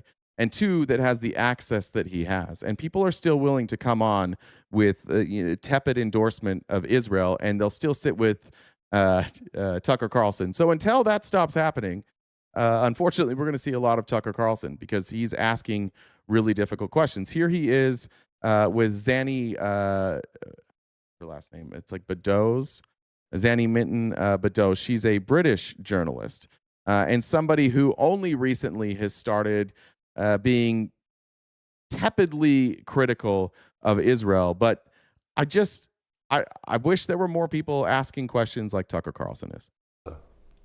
What do I think of Gaza? Yeah. I think the war in Gaza, to start with, was a perfectly reasonable response in response to the horrors of October 7th. I think now the places, I mean, I've been there. Have you been to Gaza? I've been to Gaza since the war started. They would not it's let catastrophic. me into Gaza. Trust me, very few journalists. You are not going into Gaza unless they think you're going to give them favorable coverage, because you don't get to go into Gaza as an independent journalist. So that's alarm bell number one. Like, the fact that she's been to Gaza tells me that the Israelis believe she will offer the most favorable coverage she can. Let's get into Gaza. Yeah, no, I went with the IDF. It's the only way that you can go in, but nonetheless you go in and you see a flattened place. I think it is a disaster for the future of Israel, a disaster for the Palestinian people, a horror, 70,000 people dead. Why would you describe it first as a disaster for the future of Israel? You've got tens of thousands of civilians murdered. That's what this chat feels like. The first thing you say, like, it's a disaster for the state of Israel, for their reputation. Oh. There's hundreds of thousands of dead people. tens of thousands of dead children. And your first concern is, this is bad for the reputation of Israel. But it's foremost a disaster for the future No, I of didn't Israel. say No, it's foremost. foremost a disaster for the families of the dead kids. Absolutely. I made 3 points. No, Because let me everybody just- sucks up to Israel in this way that suggests they're afraid. And everyone is afraid, and you know that. Everyone's like, the real problem is calling people anti-Semites allows real anti-Semites to flourish. It's like, Okay, no, actually, the real problem with calling people anti-Semites who aren't is accusing the innocent of a crime they didn't commit. And the real crime in Gaza is killing people who did nothing wrong. So those are the real problems, I would say. But no one can say it because it is interesting that like the right, the anti-DEI, the words can't hurt you right, has taken their foreign policy and they have cloaked their any criticism, or they've shielded any criticism of their foreign policy by going, if you criticize our foreign policy, you hate the Jews. Isn't that ironic? Because that again, aren't you against identity politics? Don't you always say, oh, we're not being racist, we're just being factual? And then the second there's some criticism to hit you, you're like, oh, sweet, we can hide behind anti-Semitism. This is perfect. you have to be like, oh no, but really October 7th I don't know what you're bad. talking about, Kaz. We're having I've heard enough. Send $216 to Israel. Everyone watching this knows what I'm talking about. Well, let's get on to that right now. Yes. Because you are critical of the government of Israel. Do you believe in Israel's right to exist? Would you consider yourself a Zionist in that narrow? Okay, I love this so much from Tucker. Again, it's hard. This is how this question should be answered every fucking time. Take notes, all journalists. Answer it this way. Because that question doesn't make a great deal of sense in this context. Like, does Israel have the right to exist? Sure. What do you mean, though? What does that mean, a right to exist? The existence of the political state of Israel as but it has existed, a right. What does that mean? That you think it should continue in its existence as a state right now. So you do not agree with Iran, for example. Well, let me just ask, since you asked me the question, it's fair for me to get you to define the term so I can answer it. You've asked two questions. The first was, do you believe Israel has a right to exist? And the second question was, do you believe Israel should continue to go on as a nation state? And those are very different questions. So I often hear the phrase... Having been created as a political entity in 1948, does it have a right state to exist? Is that what you're asking? I don't want to get hung up on... As what? I like what he's doing. Instead of, he's being a little indirect, but as what? Like, do I think the state of Israel has the right to exist? Yes. Do I think they have a right to exist as a quasi-ethno-state? No. Do I think that ethnicity and religion should give you status in a way that somebody who doesn't share your ethnicity or religion doesn't? No. No, I don't think that Israel should exist as they currently do. I don't think that they should have this other class of citizenry. It's pretty easy. It's a pretty easy answer. But that's why they always ask, like, should they have the right to exist? And then you're like, what do you mean? Like, well, they were fighting back from October 7th. People want to eliminate them off the map. It's like, okay. Yeah, I don't think anybody should just be able to nuke them off the map, if that's what you're asking. But should they be able to continue to exist and commit war crimes and treat people inhumanely? I don't think so. The right to should it continue to exist? That's how I define narrowly Zionism. Because the phrase you used was devised by the Israeli government. Of course, does it have a right to exist? And so my question to you would be, what does that mean? Why don't you answer my... Oh, that's crazy. I hate Israel because Jews are bad, but DEI isn't racist. I don't hate Israel because Jews are bad. I don't think Jews are bad. I hate Israel because they're committing a genocide. They commit war crimes all the time. I'm very upset with their government. I don't know the individual thoughts of the people in Israel. I don't know how popular these ideas are. I've seen videos that for some people it's very popular, for some it's not. Yeah, like I don't really care what your religion is or your ethnicity. If you are pro-genocide, I'm going to be opposed to you. But this is, again, like you're just doing the same thing again. You just made two really weird arguments that I never said. One, DEI is not racist.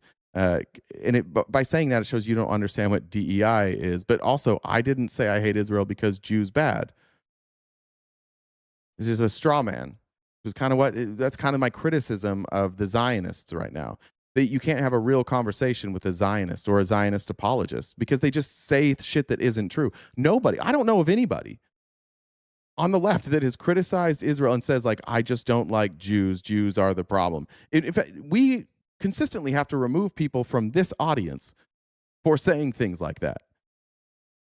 Consistently. And those are always white nationalists that come on here and like they'll argue with everything I say until we talk about the state of Israel, and they're like, yeah, I hate Israel too, fuck Jews. And you're like, no, that's not what we're saying. You got to go. We constantly have to remove people for that, and I think you know that. You're just playing the game. My question. It's a very simple question. I don't know what your question is. Are you asking, does it have a right to exist, or do I want it to exist? Do I seek its destruction? Fine, answer it that way. Well, of course I don't seek its destruction. Okay, I've already said, as you know, because I said it to you, I don't want Israel to be destroyed or have to use nuclear weapons. We've established that you are in that narrow terms a Zionist. If that's how I'm in no sense a Zionist. I don't want any country to be destroyed at all, and I don't want people to die, particularly ones who committed no crime, because I don't believe in killing innocents, period. That's the basis of Western civilization. Eastern civilization is a whole different view. They believe in collective punishment. I don't. So you're in no sense a Zionist? I don't even know what that means. Why don't you define the term, and then I'll tell you. The way that she has defined this now basically makes everybody a Zionist, including like most Iranians, including most of the Iranian leadership. She has now set this standard that if you say anything other than Israel should be wiped off the planet, you are therefore a Zionist. That would put almost everybody in the camp of Zionists. And that's precisely what she's been trained to do, and precisely the type of kid gloves that we've treated the state of Israel with. So that now that is like what Zionism is. And the reason they do that is they want you to be aligned with Zionism. So when they do horrific shit, you're like, well, I already chose this side. This is the better side. It's a great trick. Conservatives love this trick all the time. They bait you in by telling you, oh, we agree with you on all this shit. And then they do a bunch of shit you don't agree with. But because they've already convinced you the other side is evil, you're going to sit there and you're going to condone every single action because it's better to be on this side than that evil side. So that's what they do with Iran all the time. They're like, oh, Israel, yeah, you bring up Israel's war crimes. Like, well, Iran wants to wipe them off the face of the planet. So, and then you're supposed to be like, okay, I guess that's true. I guess I have to justify war crimes now. I've just defined it. And you said that a Zionist, in my narrow term, this definition is that the state of Israel, the political state of Israel, has the right to continue existing. The right? Where does that right come from? What do you mean? These are like, I'm not being a lawyer about it. I just want to know what you're asking me. You answer the question. Because I don't know what you're asking me. Let's go to the third. Wait, no. I think it a lot. You don't want to define your I wish he could fix his laugh. Question, and I don't know why. I don't know what you're asking me. I've already said I don't want Israel to be destroyed. I don't want anyone. Scott, I'm going to keep interrupting him a lot. And I might start interrupting him a lot more. You can go find this video on your own, bud. This is what we do. This is a commentary.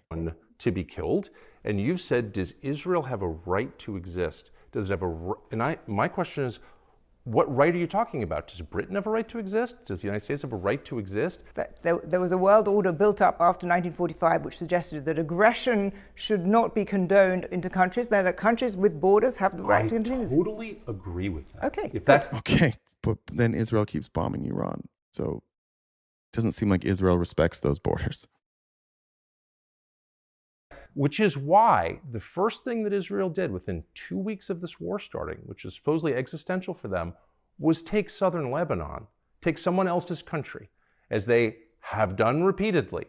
And no one even mentions that. And so I guess I would be... Thanks, I'm just a Bill. Appreciate that. Just a reminder, guys, I only got about 40 minutes left for crowdfunding. If we can help knock out that goal today, even if we don't get it, it'd be greatly appreciated. Be opposed to that because I think Lebanon has a right to exist. I thought Gaza had a right to exist.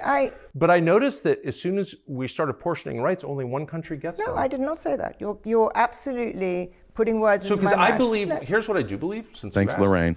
I believe in universally applicable standards. And if they're not universally applicable, they're not standards, they're preferences. Yeah, great question today.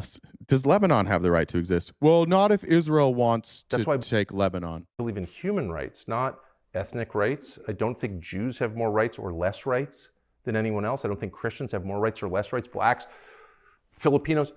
I believe in human rights that derive from the creation of people by God. All right. Well, I hate rooting for Tucker, but I hope people keep coming on his show because he's going to hold their feet to the fire. I want to see more of that. Let me go here. Because let's talk about Iran. And this was last week, so many of you have probably already seen a lot of this. But this is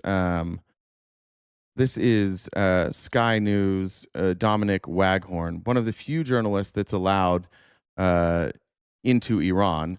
I think CNN is allowed, Sky News. There's a couple others, but reporting on what he's seeing now on the ground in Iran. New era has begun of sorts. I do like Tucker when he does stuff like this. I don't find his to be honest. I used to be a conservative, and I've never liked Tucker Carlson's style. I don't like his personality.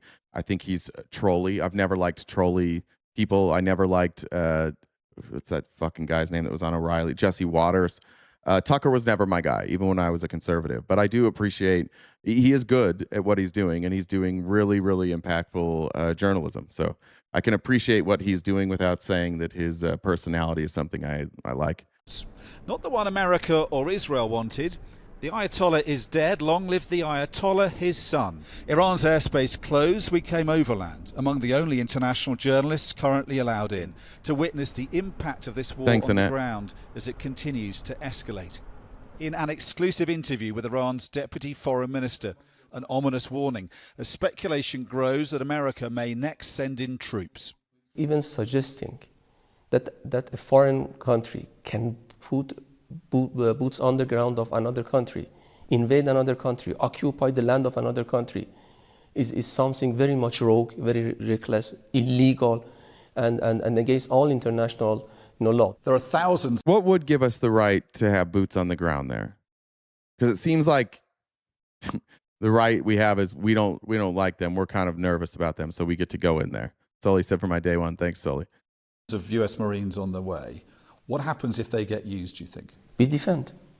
What does that mean, though, for these Marines if they were to land in Kharg Island? Just read what happened in Vietnam.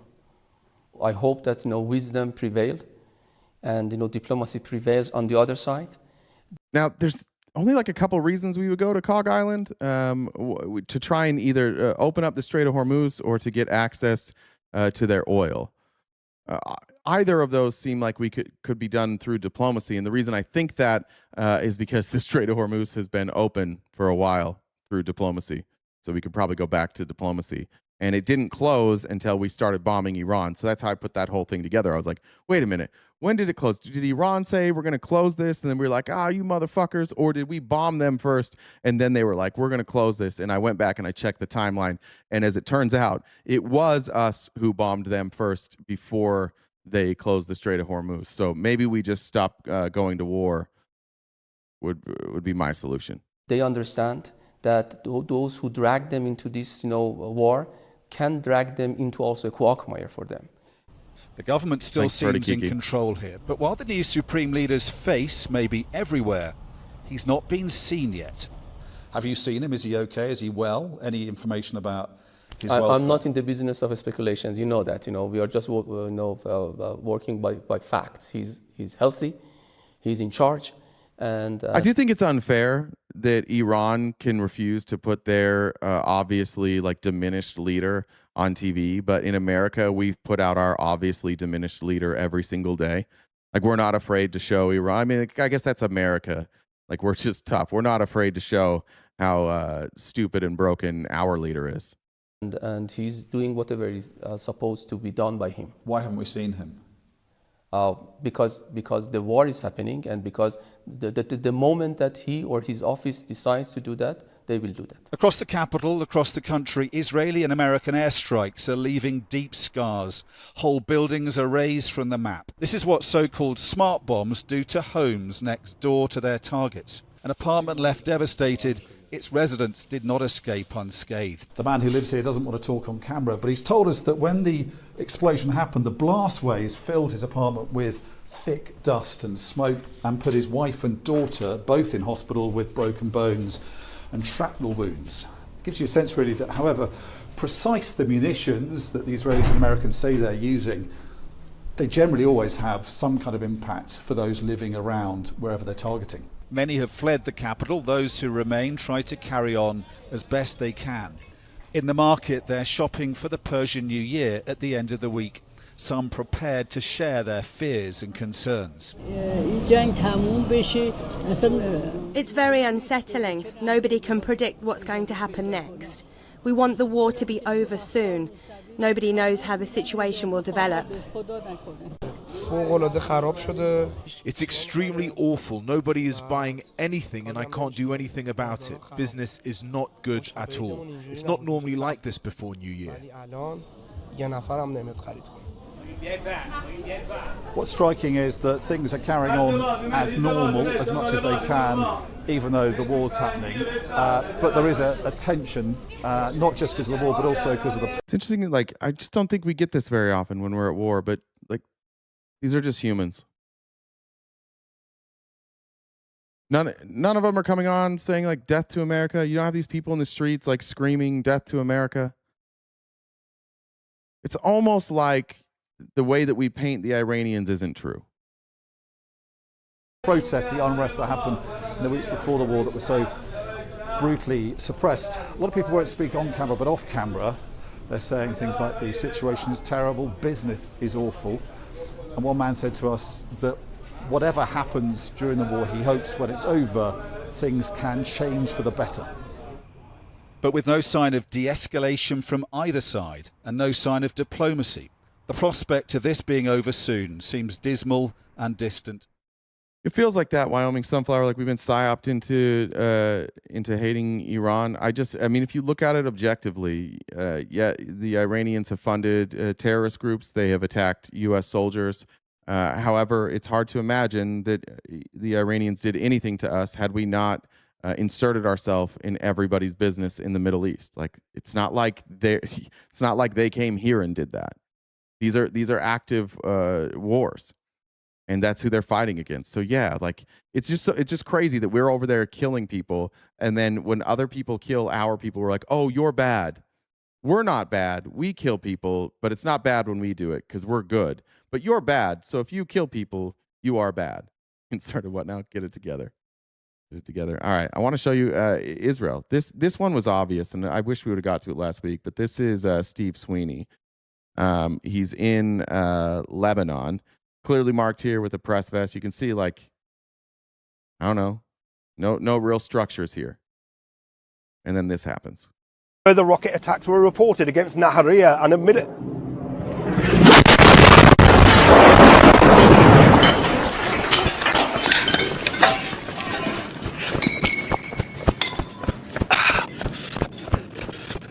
Fucking hell.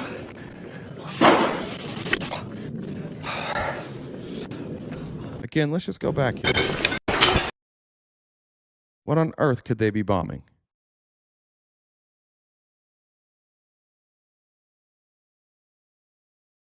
This is Israel. They have their eyes on everything. Here's what Sweeney says.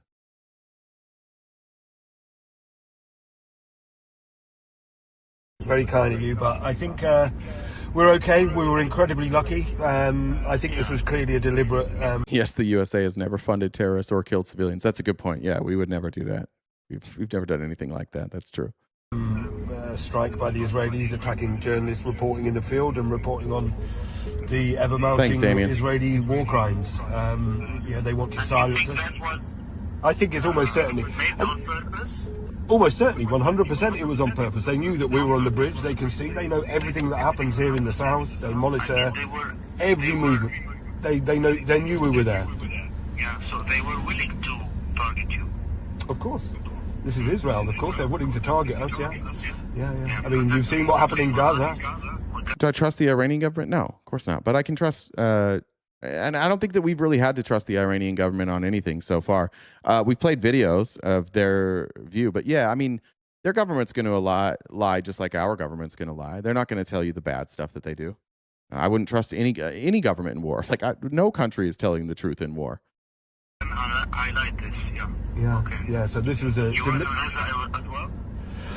No, of course they won't let foreign journalists in Gaza. That's but they obviously were allowed to operate freely here in Lebanon, so we can expose their war crimes more openly. And I think that it was a deliberate attempt to silence us. I mean, there's no way that they didn't know that we were on the bridge. They didn't need to destroy the bridge; it was already destroyed. So this was a deliberate strike, without any shadow of a doubt. And you were putting a cask? In a Yeah, we were putting the press jackets here. Yeah, well, of course, yeah, sorry, yeah, we were in the press jackets. We were very clearly identified as press. You know, the Israelis know everything that's happening. They know everything that's happening in the south of Lebanon, every vehicle movement, every person. I mean, it's inconceivable that the country with the biggest, most advanced military technology in the world, the most advanced spy technology in the world, didn't know that we were there. And they consistently say they carry out precision strikes. So this was it's a bridge that's already destroyed. They claim to have the best intelligence in the world. After they've destroyed the bridge, you have a journalist there, and then they're like, "Oh no, it's just happenstance that we bombed the bridge again." Precision strike, but they missed.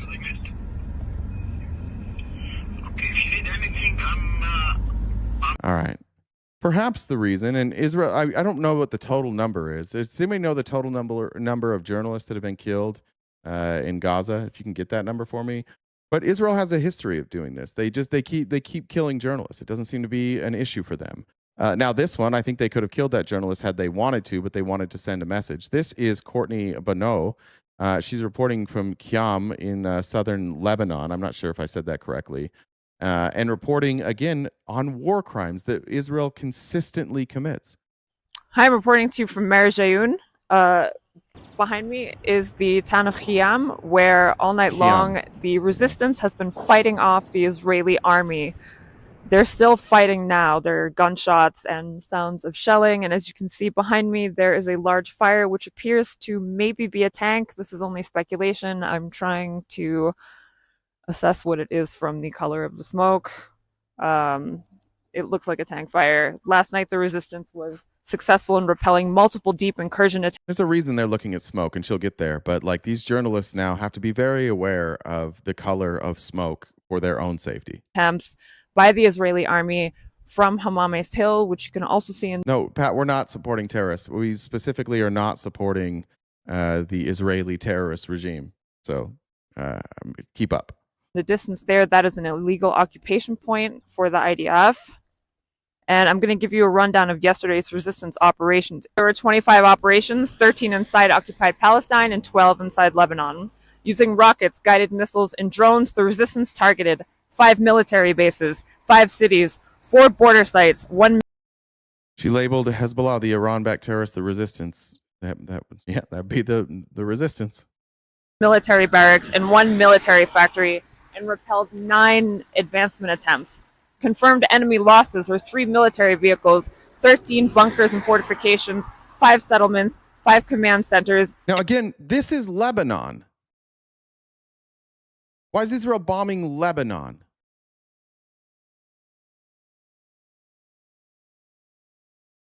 Yeah, we got the Zionists in the chat.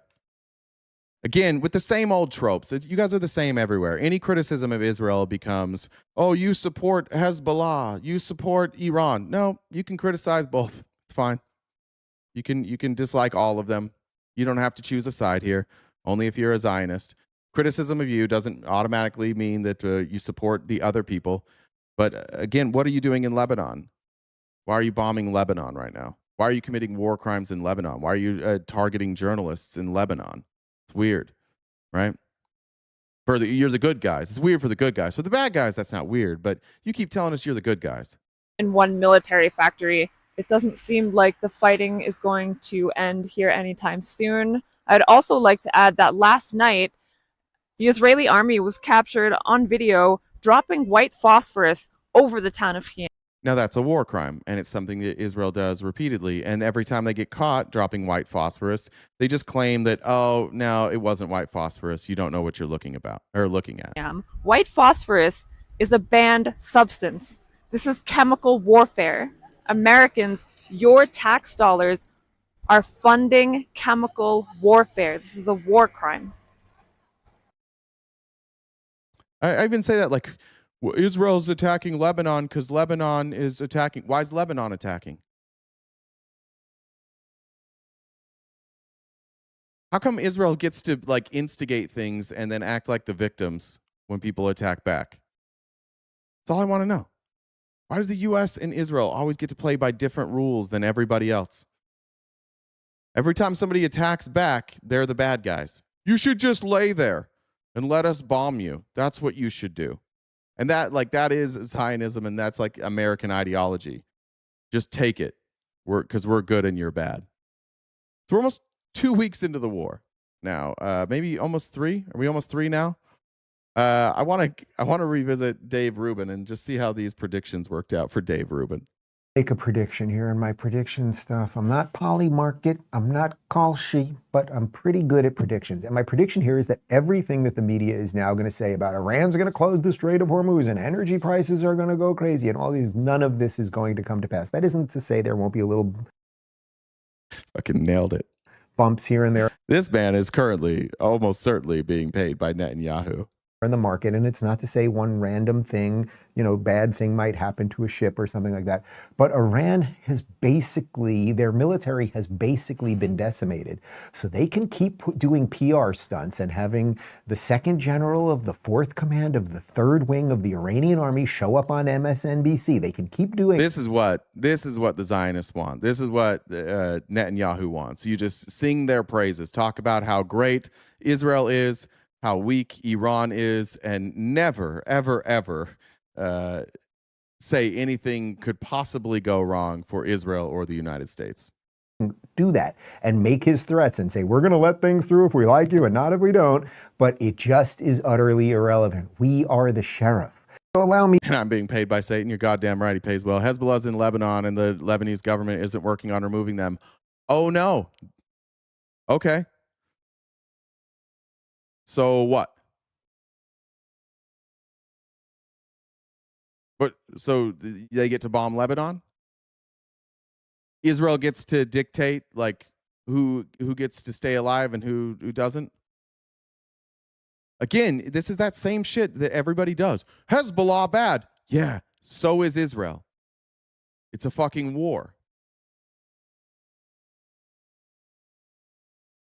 Asmongold has better content. Yeah, well, the cool thing about Asmongold is he's fucking stupid. That's the best part. The second part that I like about Asmongold is he's really uneducated when it comes to any of this stuff. And the third part I like about Asmongold is that when you find somebody stupid and uneducated and unwilling to learn new things, they often turn into Zionists, licking the boot of the government. And that's what Asmongold has done. And that's why you guys like him. It's called confirmation bias. You got a dumb rat living in his in a hole who never says anything of substance, but he does love like jacking off to the violence of Israel. He does love that. He loves a strong government. He loves a bully. So I'm not surprised that you would like Asmongold's content over mine.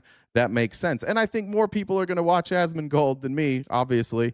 But yeah, he's a fucking dipshit. And you guys go there to have all your own biases confirmed with a bunch of other people, and you sit in the chat and you jack each other off metaphorically while a dipshit sits on the screen and just bumbles through Israeli talking points in between jacking off to war crimes. So, yeah, this might not be the channel for you if you like Asmongold.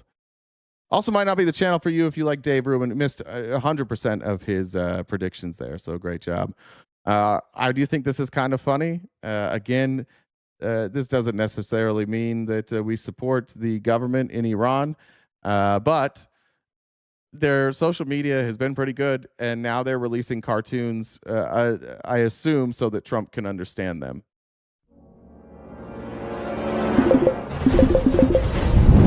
Oh, and just about 20 minutes left, guys, and then I do have a hard cutoff at 12. Sorry to leave you early today. We'll make it up tonight at our members-only event. If you're not a paid subscriber on YouTube, TikTok, or Twitch, and you want to join us to watch the Manosphere, Inside the Manosphere tonight in our Discord, make sure you join and then message JenDub1 on Discord. She'll get you in there. And then, like I said, about 20 minutes left. You want to help us knock out that gift goal? That would be sweet.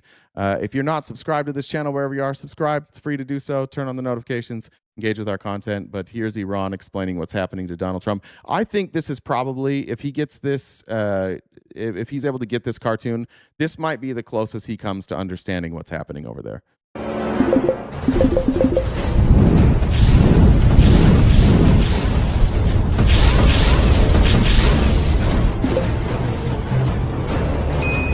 Guys, and mods, anybody who's doing just like blatant anti-Semitism, will you just mute them for the live? Thank you.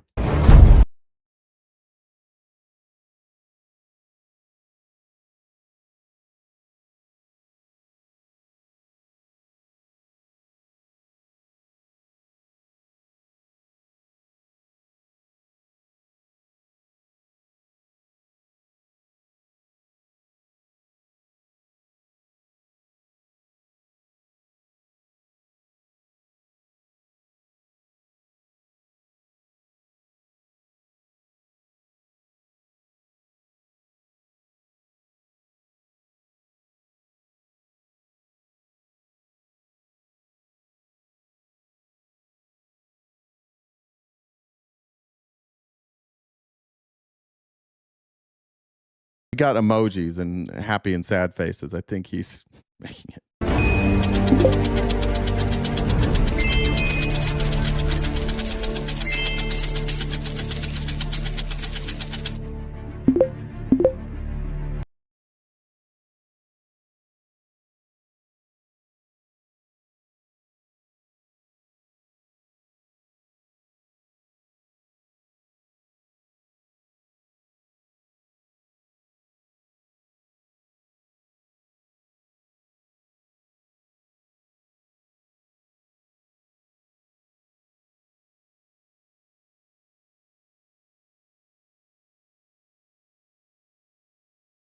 It's the best. It's their best chance at negotiating with him, which now apparently he's lying about that they're negotiating. This is Maria Bartiromo first this morning. I think she's the first one to break the story.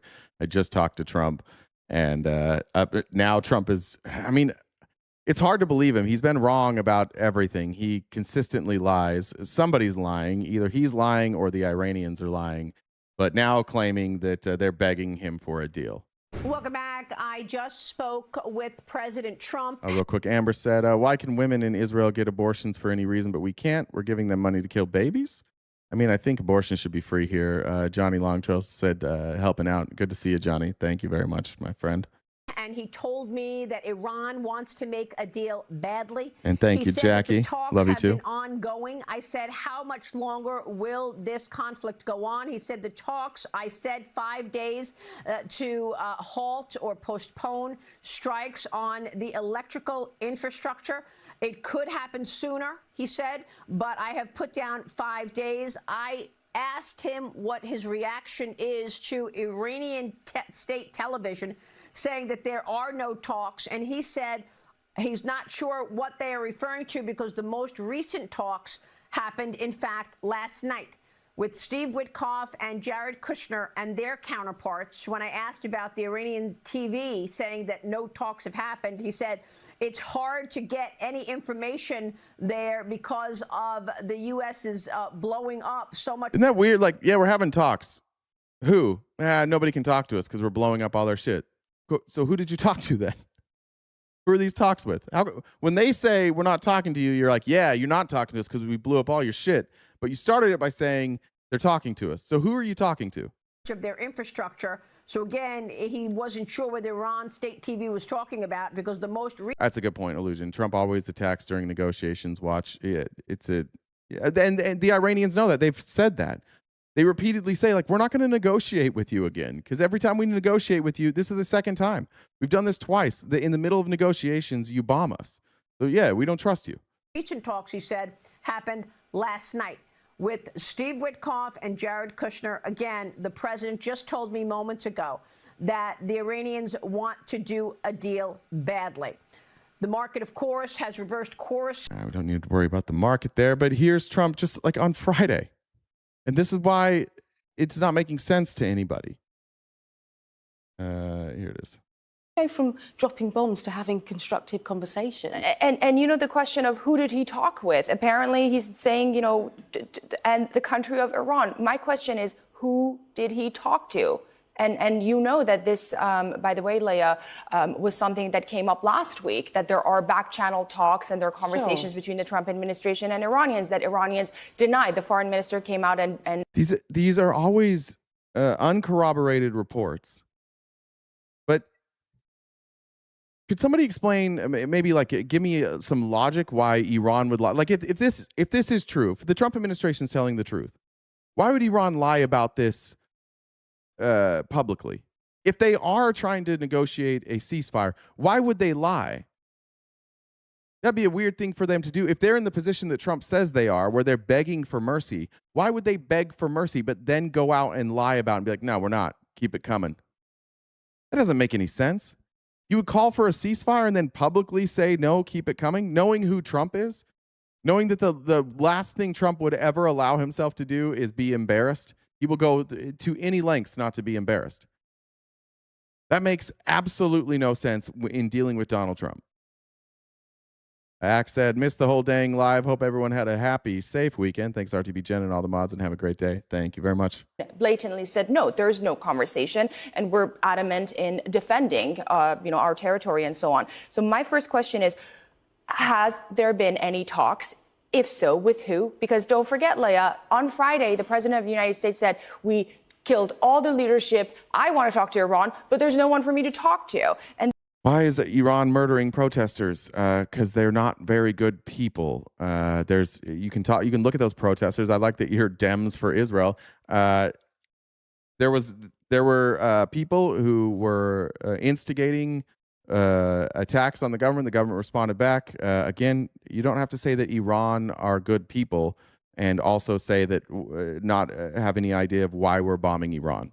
It can be both. The Iranian government can both be evil, and I can also still be confused as to why we're at war with them. this is just an incredible. However, using Dems for Israel in your title after what Israel has done to the people in Gaza, like, shut the fuck up. You don't get to point fingers. Look how bad Iran is. Oh, really? They murdered innocent people? That's crazy. Who else? Who would do that? Certainly only Iran. No other country nearby would do that. A revelation that we're just seeing on this Monday morning. Washington is just waking up, early hours. And I think, once again, this speaks to the high stakes that these potential strikes would have meant. All right. I'm trying to cruise through this. 12 more minutes. I'm going to get it. All right. Here is Trump being asked this morning about that specific response. Like, why is Iran giving us a different story? Foreign ministry says you're not telling the truth when it comes to productive conversations to end the war. Well, they're going to have to get themselves better public relations people. We have had very, very strong talks. We'll see where they lead. We have major points of agreement. I would say almost all points of agreement.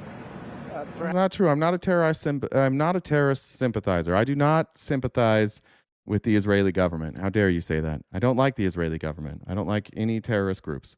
Perhaps that hasn't been conveyed. The communication, as you know, has been blown to pieces. They're unable to talk to each other. But we've had very... Okay, now we're back to this morning that, like, we're having negotiations. They're going great. Also, we can't communicate with each other because we've knocked out all their communications. Which one is it? Strong talks. Mr. Witkoff and Mr. Kushner had them. They went, I would say, perfectly. I would say that if they... Perfectly with these people who they can't talk to. Got it. They carry through with that, it'll end that problem, that conflict. And I think it'll end it very, very substantially.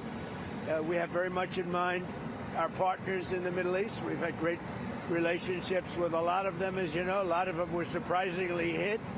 And It shouldn't have been a surprise unless your intelligence community is dumb. Surprised to see it, and so was everyone else. But we have, they're very much in mind in the discussions. So the discussions took place yesterday. They went into yesterday evening.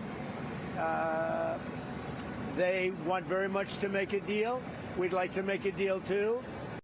Okay, so naturally the follow-up question is, who did you talk to?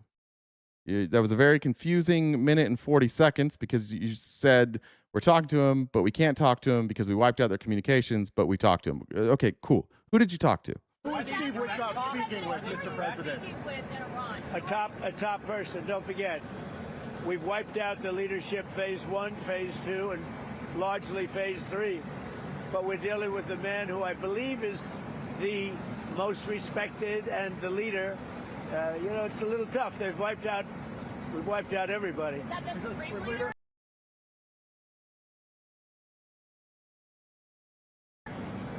No, not the Supreme Leader. We don't.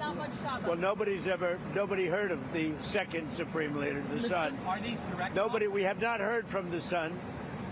Every once in a while, you'll see a statement made, but we haven't. We don't know if he's living.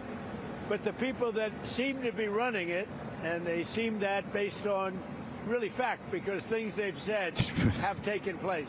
It seems like they're running it because it seems fact. Because it seems like it because it's a fact. Got it. President, again, Mr. President, I know you've deployed. Because I don't want them to be killed. Who would kill them? You can't tell us their name because you don't want them to be killed. Aren't you and Israel the ones killing them? What if you just told, are you saying that you can't say their name or Israel will kill them? One of two things is here. Either you can't control your own military or you're admitting that you can't control what Israel does. So you can't say who you're negotiating with because they'll be killed. But it's you guys that are killing them. That's a kind of a shitty lie. MAGA will buy it, but that doesn't make any sense. Sky Fox says it's a confusing time for MAGAs. They hate Israel, but also must defend Trump's war on Israel's behalf. It's a more difficult pretzel than usual. Okay, I don't want him to be killed. Mr. President, you've deployed. Nobody wants to be that. Nobody wants that job right now. You know, nobody's exactly looking forward to being Thanks, Rachel. the head of that particular country. But perhaps we'll be able to solve that problem. Mr. President, you've All right. Let's go here. Now this, let's just say this is from RT, but this is somebody who's been pretty right about most things. This is Professor Morandi, and here's his explanation of what he thinks is going on. Now, again, I can't take this Professor Morandi at their word. I also can't take Trump at their word. What I can say is that Trump is saying one thing, the Iranians are saying something completely different. So whatever the truth is, neither of them are providing evidence of that. However, Trump, if he's telling the truth, could provide evidence. If the Iranians are telling the truth, there would be no evidence to provide, because how would you prove that a conversation did not happen? You could prove a conversation did happen, but they're not going to be able to prove that a conversation didn't happen. So the burden of proof would be on the Americans here to show this is who we're talking to. These are conversations that are really happening. Well, there are no talks right now, direct or indirect. I assure you, absolutely no talks. But the Iranians are on their guard. There is no way in the world that the Iranians are going to trust Trump or the Trump regime for even a second. We are at war. This is a war of defense, and we will continue to fight against the two aggressive regimes, the Trump regime and the Netanyahu regime, until they are defeated and until Iran's conditions are met. And Iran is prepared for a very, very long war. Iran has the United States, it has Trump by the throat. Iran controls the Strait of Hormuz, and the United States can do nothing about it. Even now, when they say that, I don't want to be confused, like that the Iranians, and I can't speak for them, but what I think he's saying here is not that the Iranians have Trump by the throat, that they can win the fight, but that in order for Trump to win this fight, you're going to have a land battle, and a very long land battle. And if we've learned anything from Afghanistan, Iraq, Vietnam, these aren't always winnable. And the Iranians and those who are sympathetic towards the Iranian cause, and those who are have a more favorable view of the Iranians, are saying they've been preparing for this forever. The United States is going to have to take extreme measures in order to get control of the Strait of Hormuz. So what I think is happening is that Trump is saying, fuck, if I'm going to continue this and I'm going to get control of the Strait of Hormuz, I've got to put boots on the ground. You remember they were floating that last week. I don't know where they're at this morning, but last Thursday and Friday and over the weekend, they were floating this idea of putting troops on the ground. That's what I think he means by they have him by the throat. Like, he's going to have to take exponentially more risky options and put more Americans' lives at risk in order to regain control of the Strait of Hormuz. If the United States launches an assault, and tries to take territory from Iran or a foothold on Iranian territory, nothing will change.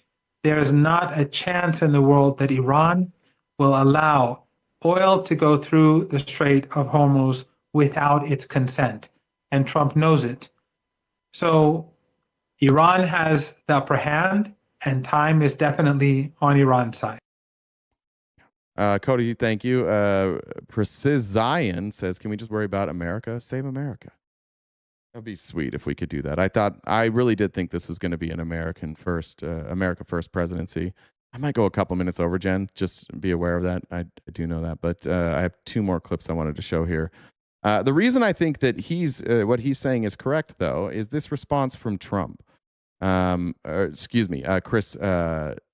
Chris Wright. Now, Trump's made a suggestion that maybe collectively, somehow, we're going to work in tandem with the Iranians, and we are going to collectively control the Strait of Hormuz, which, of course, if you're the Iranians, why in the world would you believe that you can trust Trump to be a partner in controlling the Strait of Hormuz? But here's Chris Wright, Energy Secretary, and more importantly for you to remember, oil lobbyist.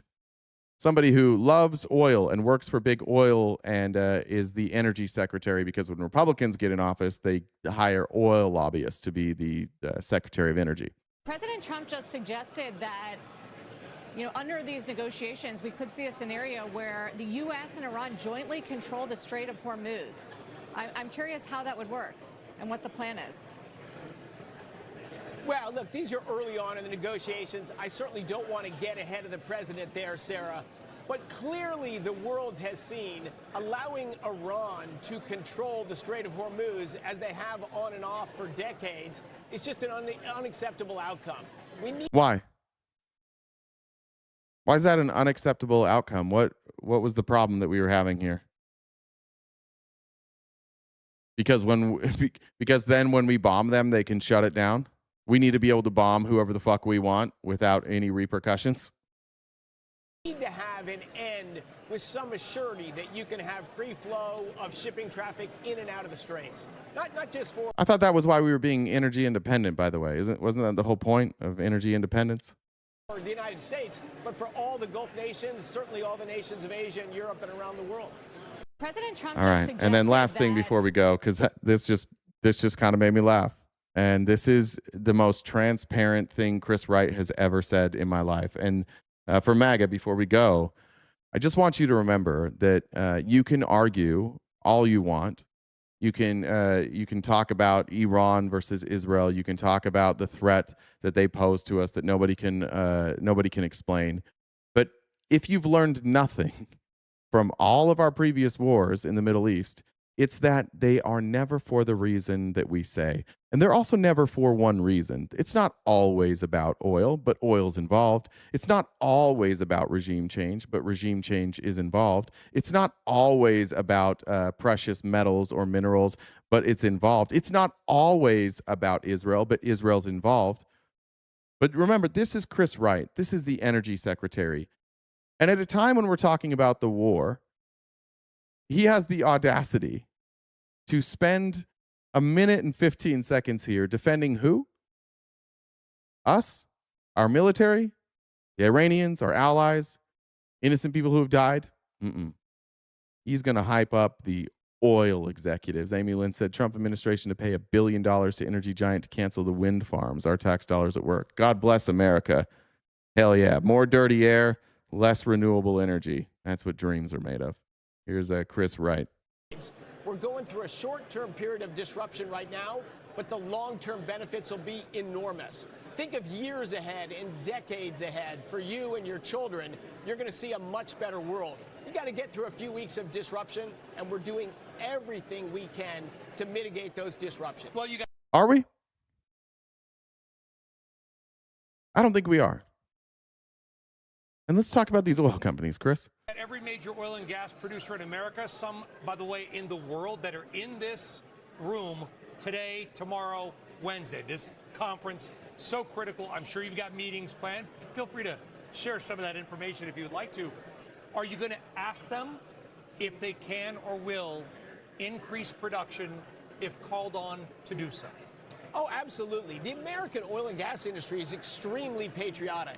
Great news, guys. The oil and gas industry is patriotic. They love America. In fact, we've had people reach out to us. Look, we're a patriotic industry. Okay. If there's things we can do to help the United States, we'll do them. And they are. How about don't charge people a fucking fortune for gas that you've already processed?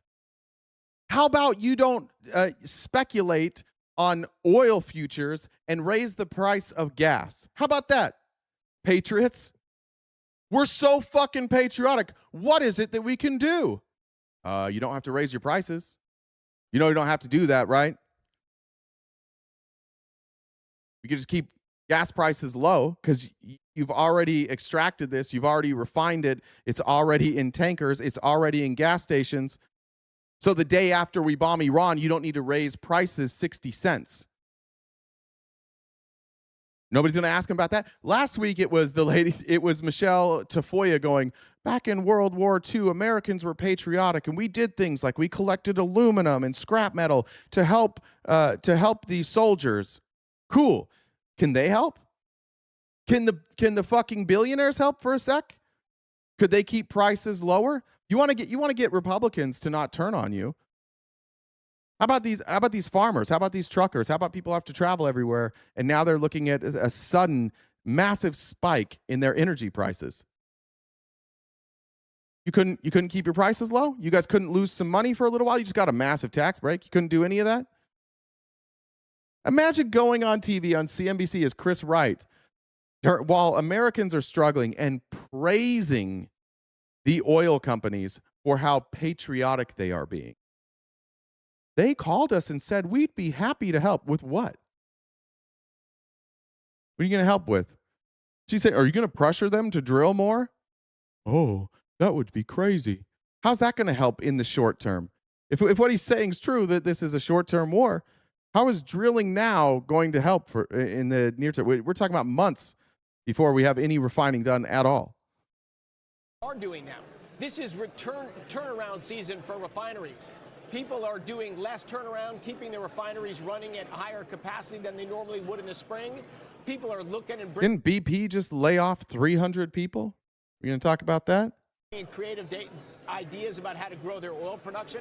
Chevron's already grown their oil production in Venezuela. So the industry is rallying to the cause as well.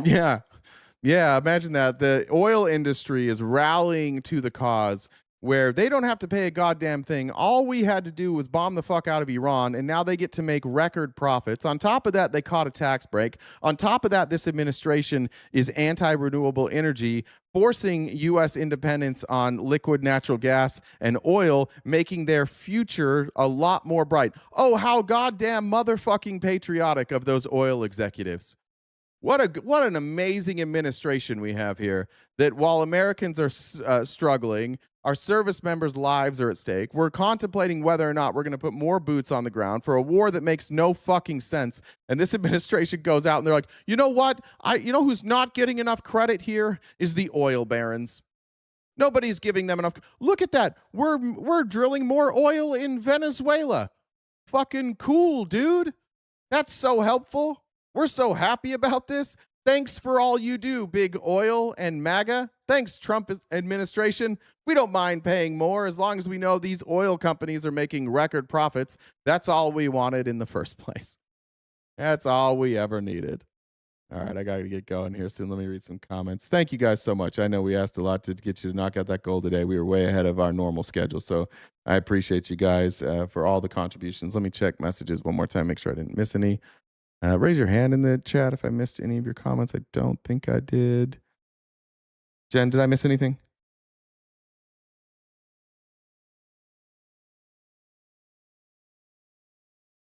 Trump stops wars, Iran starts them. Iran started them by getting in the way of Trump's missile. I don't know if you knew. All those bombs we were just dropping, and then Iran moved and got in the way. Like, ha! That's what happened. Did I miss any, Jen? Hi, bestie. Hey, hi. Happy spring break. Yep. Yep. Yep. Anyways, I don't have anything else on mine. So. All right, cool. All right, guys, we'll be back. I'll see some of you tonight. Members only event starts at 6 p.m. Pacific, right, Jen? Yeah.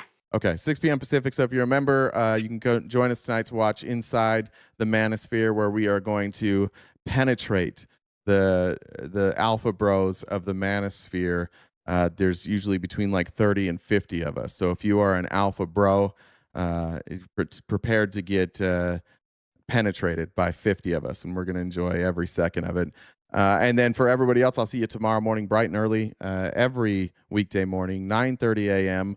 to 1 Pacific Standard Time, right here, wherever you're watching today. We made it, this like 3 or 4 days in a row without getting kicked off TikTok, so that's cool. So we'll catch you guys tomorrow in the morning, either on TikTok, YouTube, or Twitch. In the meantime, we do have merch in the bio, Cameo, if you'd like a personalized video. And if you missed part of the live today, the replay will be available here shortly on YouTube and on Twitch. You can go watch that. If you are watching this on the replay, do me a favor, just hit like and make sure you're subscribed so you don't miss us when we go live. Other than that, I will see you guys tomorrow morning, bright and early. Go outside and touch grass. If you can't touch grass, smoke grass. If you can't smoke grass, good luck to you. Say nice things about yourself. Drink lots of water. Treat each other kindly. Stay cute and cool. And have a great summer.